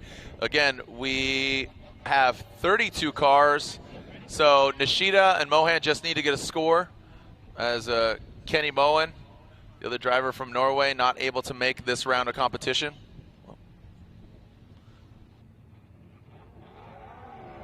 All right, so here we go. Kyle the Menace Mohan leaving the start line. And into that first front clip. Nice job, that Mazda Tricks GT Radial MX-5. Flying through right now. Whoa, hold on to it. Oh, does he maintain it? Looks like he did it. I mean, it's not, as I would say, not the prettiest, but I think it will get the job done, Ryan. Well, all Kyle and all Robbie Nishida are really going to want to do in their runs is just make sure they get a score on board. Because of the number of drivers, you just want to make it into tomorrow. And Kyle is seemingly doing that all the way to here. Now he gets a little bit hairy coming into this second inside clip right here. Puts some angle into the car, kind of mistimes it. Almost straightens out, but it seems like he holds some angle in the car. It should be okay, yeah, Ryan? Yeah, he had a bit of an odd line coming from inside clip 2 towards outside zone 3, and it seemed to put him a little too far driver's right, which didn't allow him to get as deep into the zone as he wanted to, and maybe his transition was a little early as well, so messed him up a little bit, and he wasn't able to get out as far as he should have. Did you hear that? That he didn't get out. Out. I don't know if you heard that. Sometimes it comes out, Jared. It does come out. It comes out and about in a houseboat. Out in a boot. I liked how Kyle got hairy there as well. That was the comment that you made there, Sage. That's something my dad used to say to me a lot when I was growing up. It's just an adjective for getting wild. Got a little hairy, yeah. a little scared, little hairy carry there. A 70, so puts him into the mix. The other driver needs to put a score down. That would be Robbie Nishida. So Mohan hangs on loosely and did not let go. Here we go, Robbie, the Bushido blade. Achilles radial G37, come on, buddy. That's gonna be a goose egg. Gosh, dang. Robbie Nishida, he is so self-deprecating. I love the dude. We got to hang out in Japan quite a bit as as you don't leave the track at all, so you're stuck with everybody. But yeah, you and the Wolves. But that's going to be a 0, man. Good for him for trying, though. He got the car out there and made an attempt, but wouldn't hold together. Now it runs.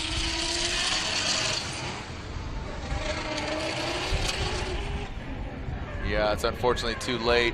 There it is. So unfortunately, Robin Nishida, hard-working team. Achilles radials on the corners, but unfortunately not able to put down a run. So this also has implications. #1 qualifying spot is going to get a bye. So that's going to change things up quite a bit. So there it is officially, Nishida with a 0. Alex Heilbrunn, so dominant in Pro 2, really turning things up here. Latter portion of the season. Let's see how the IMR BMW does. V8 powered.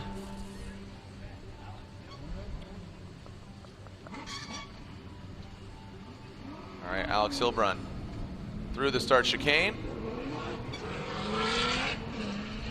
Little feint. And then into the big turn. You can see all the rubber just laid out there. Well played on that front clip. Rear clipping zone, standing on the throttle. Ripping into that rear zone. Yes, sir. Gets out there. Nice job by Alex Heilbrunn. Wow. Is that warranting a 90 score? Well, he's already got that 86, so he's in good positioning here now, just trying to move his way up a little bit. You can see nice initiation there, right to angle, opting for a little bit of a wider line and then coming down, kind of cutting off that inside clip, but able to make it look pretty smooth here.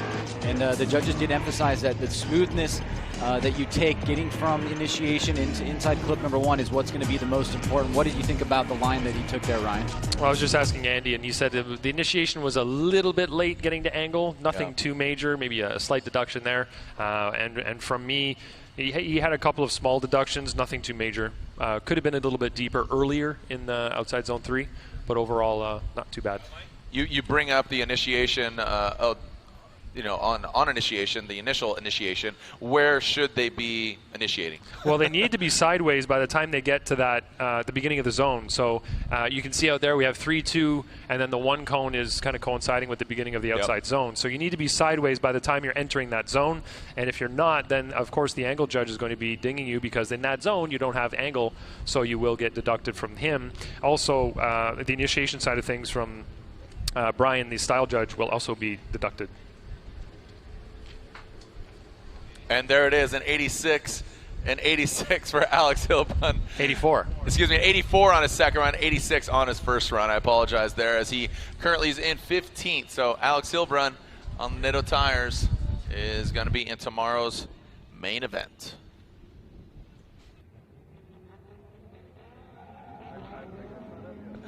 All right, Faruk, simply known as Faruk. Here we go.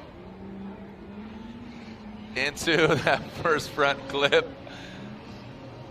Getting out to the, you can see all the gumballs there. Wow, exploding the indicator of that rear clipping zone into the final rear clip. Ooh, kind of dance with the devil. And just seemed like he got a little nervous there. Had some hesitation. So we'll get the track cleaned up, but Ryan, take a look at it again. Battling back and forth between him and Alex Heilbrunn for Rookie of the Year. Faruk trying to make his point here on run number 2, see if he can better his first score. You can see a little bit of trouble there, and also they're coming through the center section, wraps around that second inside clip, and then unable to reach out to that third outer zone, but will get a score on the board. But will it be better than run number 1? In terms of score for me, he scored 1 less on line, but you could see some corrections and some hesitation. So I think that on the style side of things, the commitment will probably take a hit. The initiation looked like it was okay, maybe a slight bit late. Maybe he was getting to angle as he was entering the zone, so angle will probably be reduced just a slight bit there as well.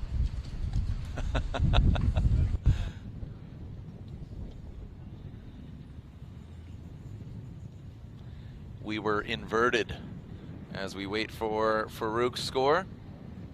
71 stands to be the better of the two, as he got a 67 on this second score. So 30th place, just above that of Kyle Mohan. But makes it in the head-to-head competition for tomorrow, and that's where trophies are given out. Can't win in qualifying. As we are seeing Juha Rintanen leave the start chicane, and here we go, Juha Rintanen. Good initiation at that number 2 marker. Looking very settled, nice job. Kind of straight line through there. Not a gang angle through the power alley, but tightening it up now as we bring it around that final front clip. Well, here we go, Juha Rintanen on run number 2. Wrapping around that first inside clip, and then, as you said, struggling a little bit here in the middle section of the course. Big angle here, tries to bring it back around like a little bit of almost like a late apexing that inside clip. And then just off that outer zone there, the last one. Any major items from you, Ryan? Definitely through the infield, there was a lack of angle, and he was missed a couple of inside clips. So the second inside clip, or sorry, second outside zone, he was off that a little bit, and of course out on outside zone too. And it looks like he got another 80. 80 on his first run, 80 on his second run, so got an 80 overall. Puts him into 25th. Look at that. I mean, an 80, and he's in 25th. That just goes to show you, like Ryan was saying, a testament to a smooth track, putting the car in the right places. It's going to be fast. Competition's going to be crazy tomorrow. Single car driving through here, no problem. 2 cars, oh boy. Game changer. Yeah. Yeah. Yeah, brah. From the top rope, Geoff Stone Cold Stoneback. About to put this track in a suplex with his 370Z. Around the front clip, nice job by Stoneback. Nice even throttle modulation. Tap with the brakes deep into that rear clipping zone. Nice job by Stoneback. Tightens it up to the number 2 hash. Lighten it up. Ryan Sage, Sagi, how about it? An 83 for Stoneback on run number 1. I think he can better that here. You can see he initiates, looks pretty smooth so far. It's on that tight line, wrapping around that first inside clip. Big throttle here on outer zone at number 2. Good fluid movement through the infield here, nice and tight. And he gets very deep into this zone. Now, I'm sure that the angle judge might want to see a little bit more angle in that final zone. He's on the second hash mark on that final inside clip. But from you, Ryan? I ended up giving him the same score overall, but the points were definitely laid out a little bit differently. He would have had a really high score, or almost a perfect line score, had he been able to get close to that last inside clip. But overall, through the course, the car looked settled and didn't look like he had too much trouble getting through there. Stoneback with a 90. Jeff Jones it. Went from 83 to a 90 and puts him into 10th position. Look at that, a 90, and he's in 10th. Again, just another testimony. Look at 33, 29, 29. Great showing there by Stoneback.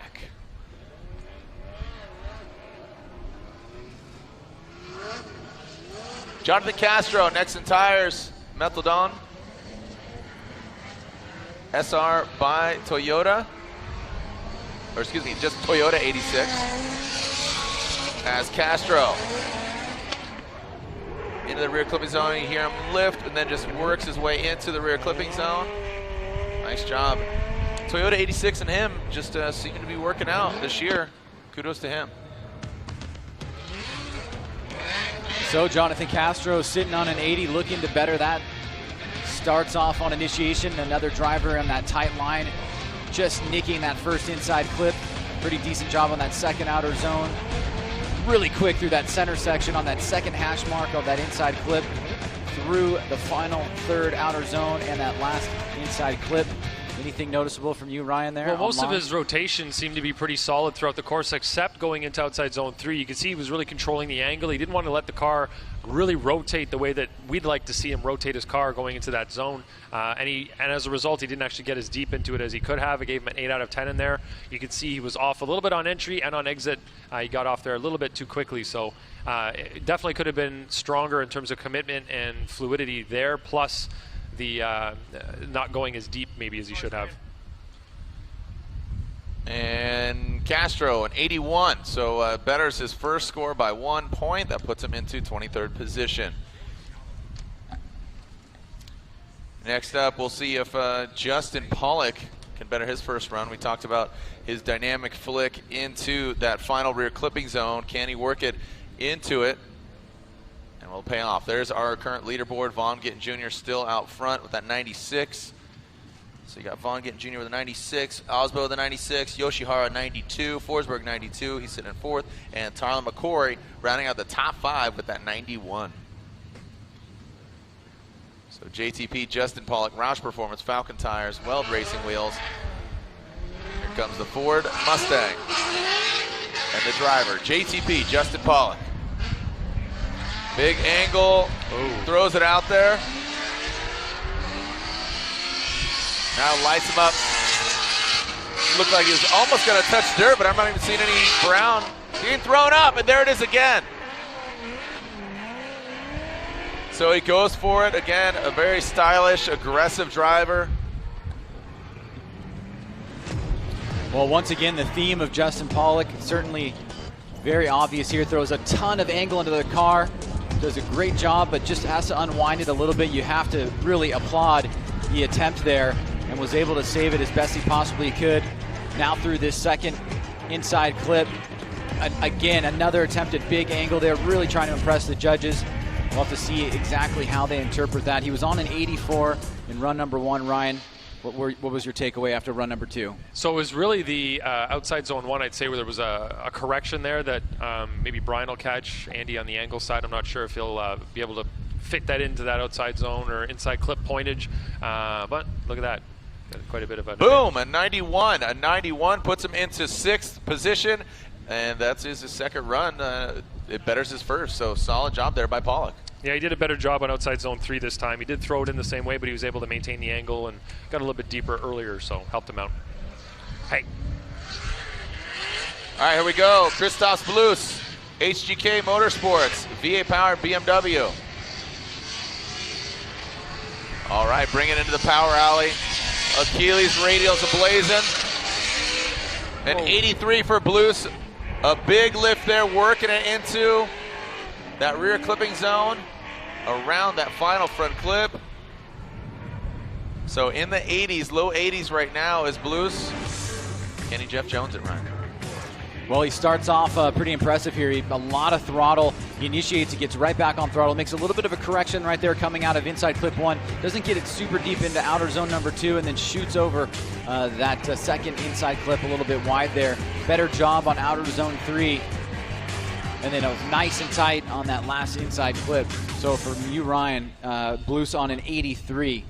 Yeah, he didn't look as settled and as controlled in this run. It looked a little bit out of control. He ended up going off, maybe a tire off on the outside just before inside clip 2. And you could see that he was off outside zone 2 as well. So the car didn't look settled. He didn't quite look like he had the car in control and where he needed it to be throughout the course. And Kristaps with an 86 on his second run. Still better than his first, puts him into 18th position.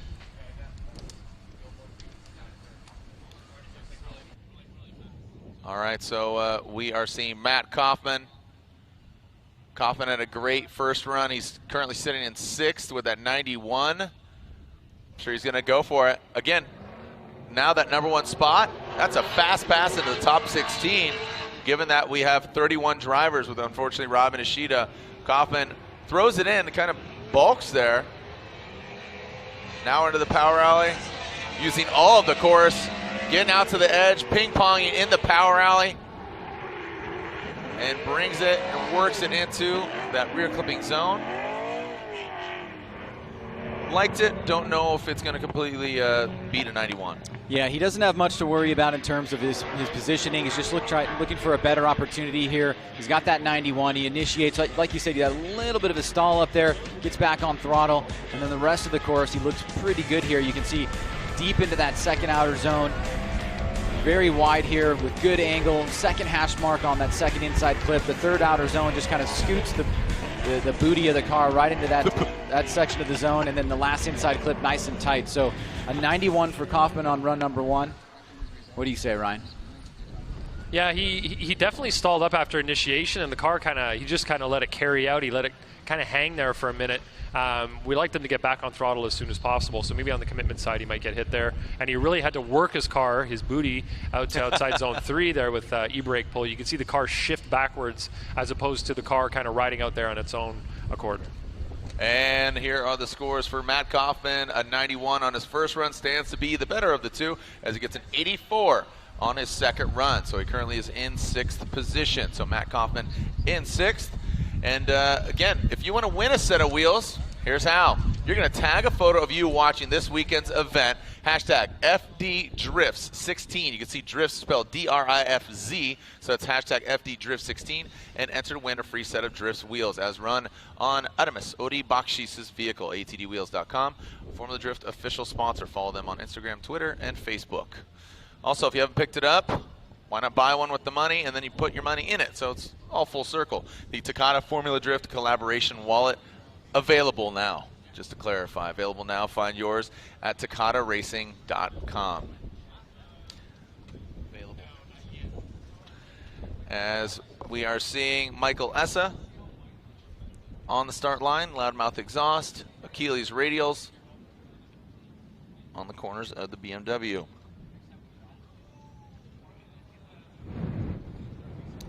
And here we go. Essa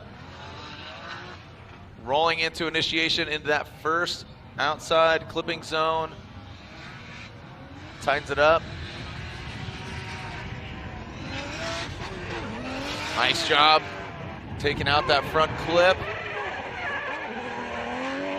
Drags the back end of the BMW into that rear clipping zone and very tight to that final one. What you got, Sage? So Essa certainly could better his score. Solid on run #1. It was an 80. And let's see if he can do that here as he starts off. He's on a mid-line, just right on that #1 hash mark, deep into that second outer zone. Very tight on that second inside clip, just nicks it there. I'd like to see him get a little bit deeper there, but overall a solid run from Michael Essa. I think it's gonna be right in that area, maybe an 82, 83, but he may better his score. We'll see. Yeah, he ended up with more points on my end, an extra 4 points on line. Did a pretty good job hitting all the points, except outside zone 3. Could have been deeper into that zone, but overall, much smoother run. All right, so as we are, there it is, 86 and 86. So he does better. His first score puts him into 19th currently. So an 80 on his first score, an 86 on his second, and we take the better of the two. Leaving the start line, Chelsea Denofa, as we said, a bit of an underpowered car, but S14 ready to do battle. He does have a score on his first run, the BC Racing GT Radial. Just flat out, you can hear him then lifting right at the decel section into the rear clipping zone. Nice job. And just knocking it over just because he wanted to see those track workers work some more. As we take a look at this again, see Chelsea roll into it. Brings it nicely with good angle, tight to the front clip. Line-wise, he did pretty well on this run. He probably not going to score very high on the angle side of things, but he was able to put his car on the track where he needed to be. You can see a quick e-brake pull there just to get the back end of the car a little closer to the wall. Ended up filling that zone nicely, but as you can see, the angle is not a priority. It's just getting throughout the course with enough angle to still be considered drifting and not get a 0 on that side.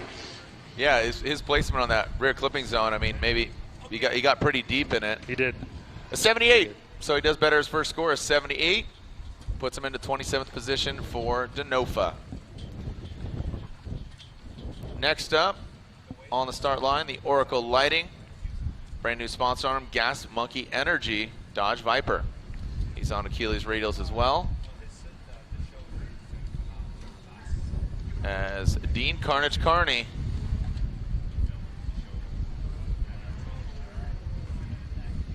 Let's see how Carnage throws it down.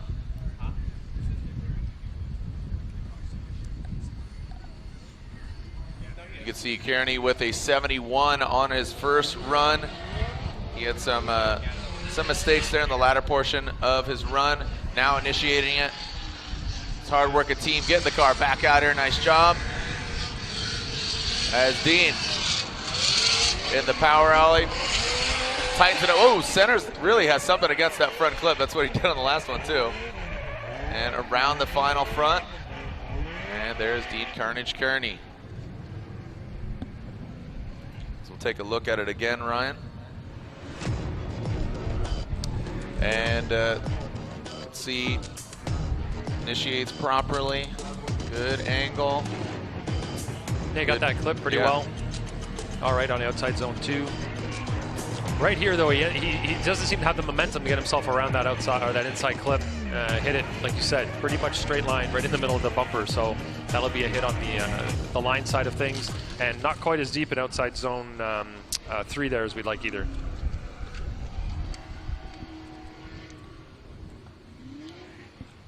Alec Honadell warming up his tires as Dean Kearney waits for his score. And there it is, an 80 for his second run. He does better his first, 26th position for Dean Carnage Kearney. So Alec Honadell coming to the start line. And Juku Racing, Get Nuts Laboratory. Alec Honadell. I believe he just turned 21. Or it might be there in October. All right, Alec lights it up. Good proximity on that front clip. Big angle from Honadell. Into the rear clipping zone. Woo! Deep into it. And the first driver to tag it. Oh, and it throws him off course. So, taking out his super doof body kit there and his wing. Exciting run, but unfortunately, will that be scored? Yeah, you know, he just a little overextended there till the end, but you could see just the potential that this young driver has, and just look at that angle there, holds onto it, doesn't unwind any, and through this last outer zone here, right there, just taps the wall pretty hard there actually. A lot of dust coming up there and just not able to hold it down. Here's another angle here. You can see, make some pretty decent contact there. Now there is about a 18-inch area where there's a little bit of grass and dirt that separate from the wall. We pushed it back a little bit more this year, so did sustain some damage there, and we'll have to see how that's scored. He threw a little shock out there to Matt Field, a little hang loose. And there will not be a score on his second run. Fortunately, he has an 87 on his first, which puts him in his 16th. Lantaine? Yeah, and unfortunately from the inside clip to finish, he was straight. He was off throttle and just kind of gave up at that point. I believe that his line, because of the wall hit, was going to lead him offline. He ended up driving over the finish line cone on the right side, so unfortunately it wasn't a full finish to the course. Yes. Alec Honadell does get a score on his first run. Stands to be the better of the two, obviously. This is the AutoZone Showdown, brought to you by BlackMagic, as both those sponsors are on the hood and doors of Ryan Turk. He is on the line, waiting for his second qualifying run. Can't Cook tires warmed up, 1552 wheels put back together. He had that Instagram takeover. It's pretty cool. It was aight. It was aight? Aight. Your eye with it? Pictures, yeah. So that was the first driver to knock that cone off the wall over there. We were wondering when that would happen. And I know, right? That was it right there. That big old Big Country Labs wing taking it out. Yeah.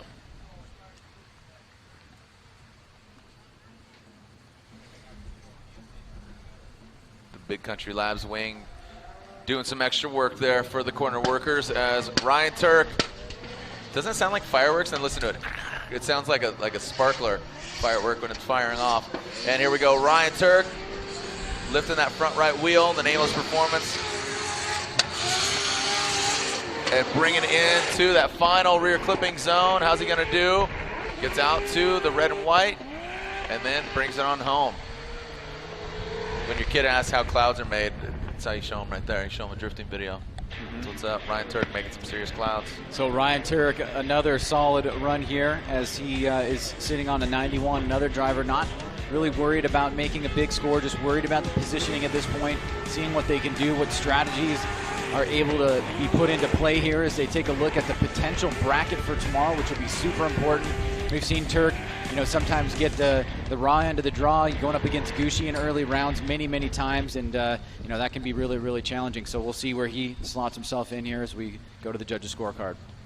Pretty high energy run again, pretty fast, energetic, aggressive, all things we like to see, and precise at the same time. So that's what you're really looking for. Sometimes drivers are a little bit aggressive, but they tend to miss a few things. This time he was on everything pretty well. Look at that, a 96. 96 on his second run. Puts him into number one, or no, sorry. Was that? Yeah, 96. So three guys are tied with a 96, so there's going to be some tiebreakers there. Yeah, because I remember he was number one qualifier with the 91, and then boom, started getting knocked down. So Ryan Turk, he's getting it. The other 96s don't have a second run yet. What's that? The other 96s don't have a second run yet, and your second tiebreaker is the second run. So as soon as they get a second run in, we'll see where they fall.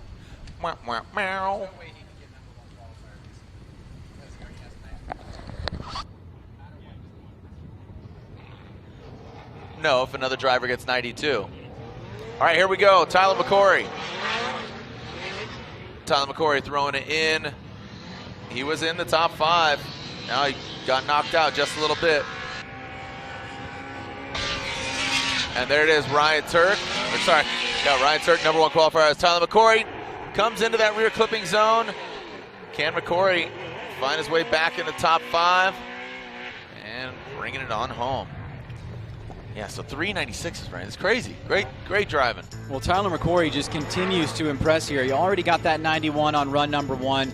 Run number 2, he comes out, throws some big angle on initiation here. Nice smooth line, just glazing that first inside clip. Great job on that second outer zone. Good angle here, wrapping around that second inside clip on the second hash mark. And then again, putting that rear of the vehicle right in that third outer zone and tight on that last inside clip. So Ryan, for you, it was a 91 for Tyler McCory. From what we've seen from the past few drivers, how does that compare? Well, like I was saying earlier, being really aggressive, high energy run, but being precise is important. I think that he was really high energy run, but he was off on a couple of things. So as you can see here with his score, a 92, it shows that he kind of missed a couple of little points while being really aggressive. So it's really trying to harness all those things at the same time that proves to be pretty difficult. Be aggressive. Tyler McCory with a 92. Puts him into 5th. So there, he goes back up, backs it up, gets into the top 5. Yep, harnessing the power, one point higher, 91 to a 92. So Forrest Wang warming up his hand-cooked tires as he pulls up to the start line. Lead scientist at the Get Nuts Laboratory.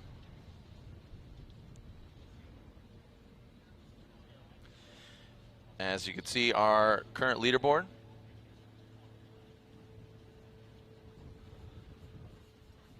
And Forrest Wang getting into the mix here. We should be, we are.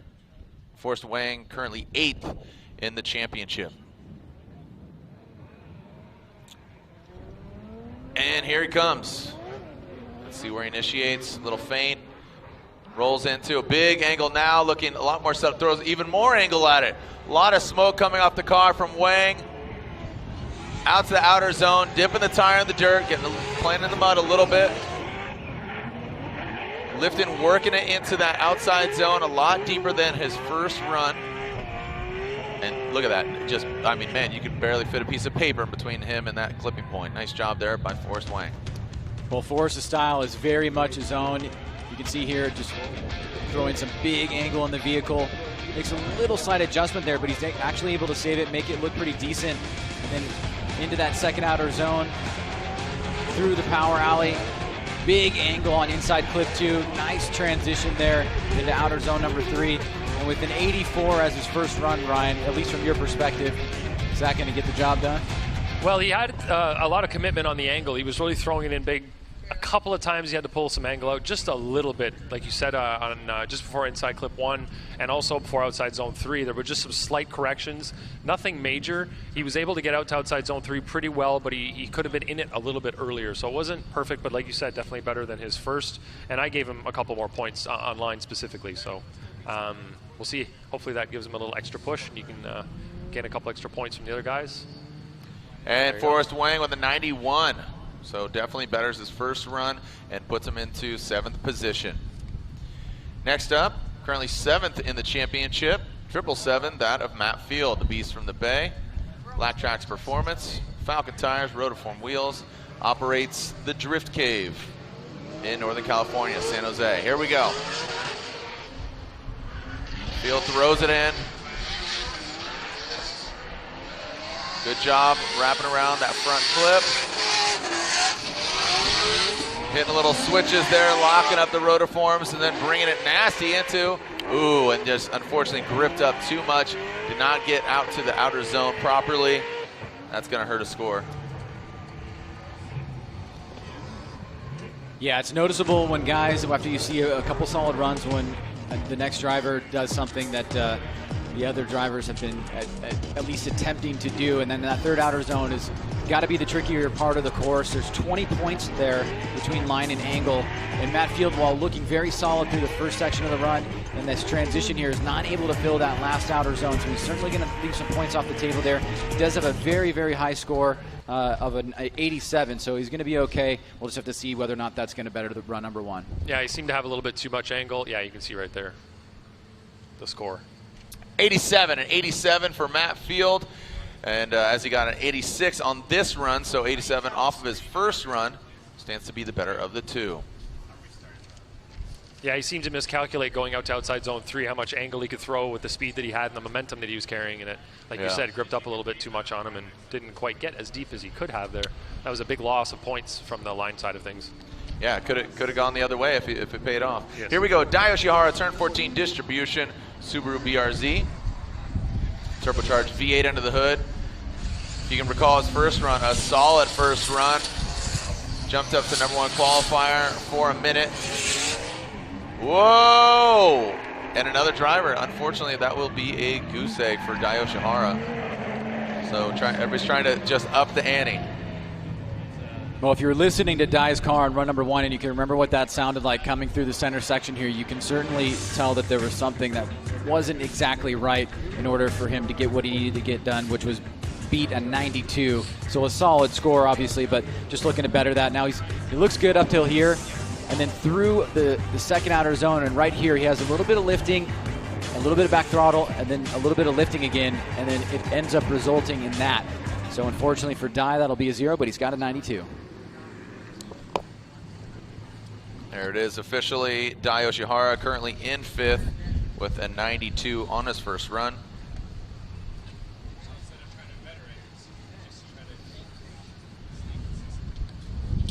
Next up, the Goosh. The Goosh is loose. Ken Gooshy. Grady Performance, Nexen Tires, SR by Toyota 86.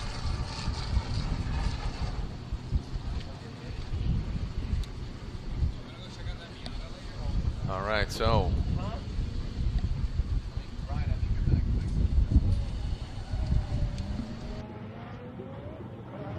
all right, here we go. As Ken Gooshy ripping into that front clip. Nice job, big angle there from Goosh. Well played by Gooshy into that second outer zone, tight to the front clip. Do we have a new leader? Gooshy fluid, taking out that front clip. I liked it. Looked real stylish and very aggressive. Yeah, I mean, he had an 85 on his run number 1. I think that's definitely going to better the 85. I mean, there's where do you critique this run? It's really hard to know where. Maybe the last inside clip just getting dinged a tiny, tiny bit. But Ryan, from your perspective, are there really any mistakes here? It was a near perfect run on line anyway. I didn't really see anything to harp on too much. Yeah, right there, just a little tap. But overall, pretty strong. Got into outside zone 3 really well. Pretty aggressive run. This is one of those high energy runs that ended up being fairly precise. So that's a good mix. High energy. Give me a G. Give me a U. Yeah. Give me an ace. Pretty styly. Styly, I think is the way that Jared pointed it out. Well, he's got to go. Styly. He's got to go 97 if he wants to do it. Oh. 96. A 96 puts him into third. 85 and gets a 96. A 96 and he's only in third. How often can you say that? I know, I right? got in third place with a 96. I know where you live. I find you, Kengushi. Odi Bakshis on the start line. You can win a set of Drifts wheels. Hashtag FDDRIFZ16 to win a set of Drifts wheels. As run on Odi Bakshis' car. Field suspension, ARC Performance, Falcon tires. Hyundai Genesis Coupe. We are getting into our final four. Ryan, for our second runs. And these guys stepping it up every run. How's Odi gonna do? See him really hugging the inside of that arcing turn. Hammered down. Odi Bakshis, whoa, bring it all the way, oh, get into the dirt. Odi Bakshis working it all the way out, takes out that front clip. Wow, deep goes Bakshis. Yeah, super deep without making contact with the wall there. Great job by Odi. Starts off very aggressive. Everybody pushing in here. You can only imagine what tandem is going to be like tomorrow. 2 cars on course. Odi wrapping around that first inside clip. Pulls a little bit of angle out of there, but barely noticeable. And then through the power alley here nice and tight on that second inside clip. Right here, he plays chicken with the wall. And Ryan, for you, how did you guys require they just get to a certain standard? Anything beyond that is no real extra points. No real extra points. But in that case, dropping I didn't think I'd see guys dropping too many tires up against that wall. But as we say in the meeting, if you go beyond the full points. So in that case, the full 10 points would have been on the edge of the track, and we give them the buffer of the rumble strip. Now he's dropped a tire over top of that, so it ends up being just a slight actual deduction, even though he's not being as precise as he could. He's pushing a little too hard and going over what we're asking for. So. And that could be counterintuitive to people unless you explain it because they think closer to the wall better. Exactly. But that wall we pushed off the track for a reason. It's not. We're not trying to have wall rides there. Right. If you go out you don't want to wall, drag your bumper because I mean you could do like Alec and slam into it. We're not looking to damage the cars, but you're looking for the precision driving. Yeah, exactly. Well, Odi Bakshis run deep, so deep, threw that dirt up. What do we got? Oh, yeah, Alejandro up here, speaking of the devil. 94 and 94 for Odi Bakshis as he scores 5th. I was talking about Alec, and he's up here in the spotter stand. Gave me that emoji frown face, and then he gave me the Essa, dude. All right, our top 3 drivers are here, so a great run there by Odi puts him into 3rd. Ryan, where are we going to stack? I mean, Vaughn getting junior, can he back it up? I mean, we're seeing a 96, we're seeing this. They need to show up. Now it's going to be about the backup score. It's all about the backup score here for the guys that are in first place that that have not already had their second run. So this is going to get pretty interesting here. Obviously, super valuable in terms of the championship chase because points are on the line in qualifying as well. But also super important and imperative because you're going to get a fast pass into the 16. Right. So currently, Ryan Turk is our number 1 qualifier. Vaughn Gittin Jr. has a 96. If he backs it up with a strong score, he could take out Ryan Turk. Here we go. Into that front clip. Nice job. Listen to the exhaust note. Nice, clean. No stabbing of it. Shifting into a different gear. Finding that outside clipping zone. Oh, leaving some points on the board there around that final front clip there, Ryan. Put some sage on it, would you? Well, I think this is definitely going to be playing into Lantane's camp here, because certainly the only areas of real distinction I can see are the last outer zone and the final inside clip. Maybe a little bit of angle there coming out of inside clip number 1, but you know, in terms of his overall performance here, you can see bouncing around on the track. Ryan, what's your take on the final zone and the last inside clip in terms of Vaughn's second run? Yeah, he left some points on the table. He lost 3 points for me compared to his first run. Unfortunately, he wasn't as precise as he was on that first run. And again, you have to have all the aggressive driving with the precision, and he's just not having it as precisely on this run as he did on the last one. So he's got to beat a 91 that was Turek's lower scored run. And a 93, a 93 on his second run. So wow, but look at that, 29. So only missing 1 point in style, missing 2 points angle, and obviously do the math. I mean, if he would have tightened up to that final front clip, so a 96 and backed up with a 93, that puts him in the #1 position, because we have a tie with the 96s. So he has the second highest score. So 96 and 93, impressive, impressive. Here we go. Frederick Osbo, Rockstar Energy Drink. SR by Toyota, TC. Ryan, what was his first score? 96 as well. Okay, so a 96. Just wanted to clarify and stress this. So can he back it up? So he's got a 96 on his first run. He needs a let's just to make it easy, a 94. He needs a 94, and Forsberg can only get #1 qualification with a 97. Okay. So that's getting all right. Yeah, it's getting dark right now. Here we go. It's getting heated. It's getting hot here. The AutoZone Showdown. Brought to you by BlackMagic as Frederick Osbo throws it in. Good angle.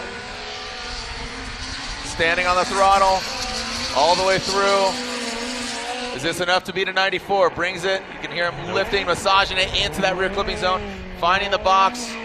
Tight. Ryan. I should say Ryan's. What do you think? I mean, the first 3 quarters of the run, again, it was kind of like Gushi's first 3 quarters. Really hard to find any problems there. Good initiation, gets right back on throttle. He's on that midline, moves into the tight line here. Really no room there on the first inside clip. Deep into that second outer zone. Good fluid transition there. Super tight on that second inside clip. And then Ryan, just pick it up right here. What happens on this third outer zone? How do you interpret that? Yeah, he got into it slightly late. I gave him not too much of a deduction, but overall he ended up losing 4 points. If you remember, he was the only one I gave a perfect line score to on the first run, and this is 4 points less. So that's a big deduction right off the bat there when you're looking for a 90. What is it, 94 he's trying to get? 94. So needs a 94. He needs a 94. Vaughn Gittin Jr. has a 96 and a 93. Do we have a new #1 qualifier? No, we do not. He gets a 90 on his second run. That puts him into third. So Vaughn Gittin Jr. still a #1 qualifier.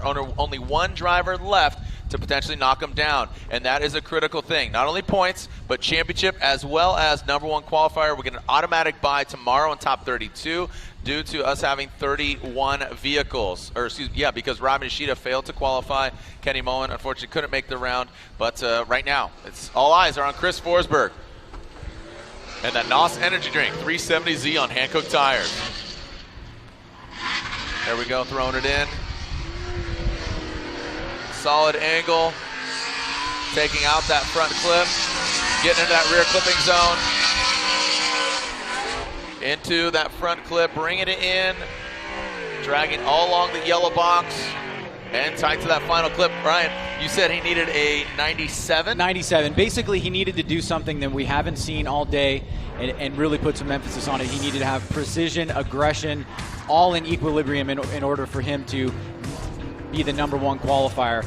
Did he do that here? Was that broad? Did he do that here?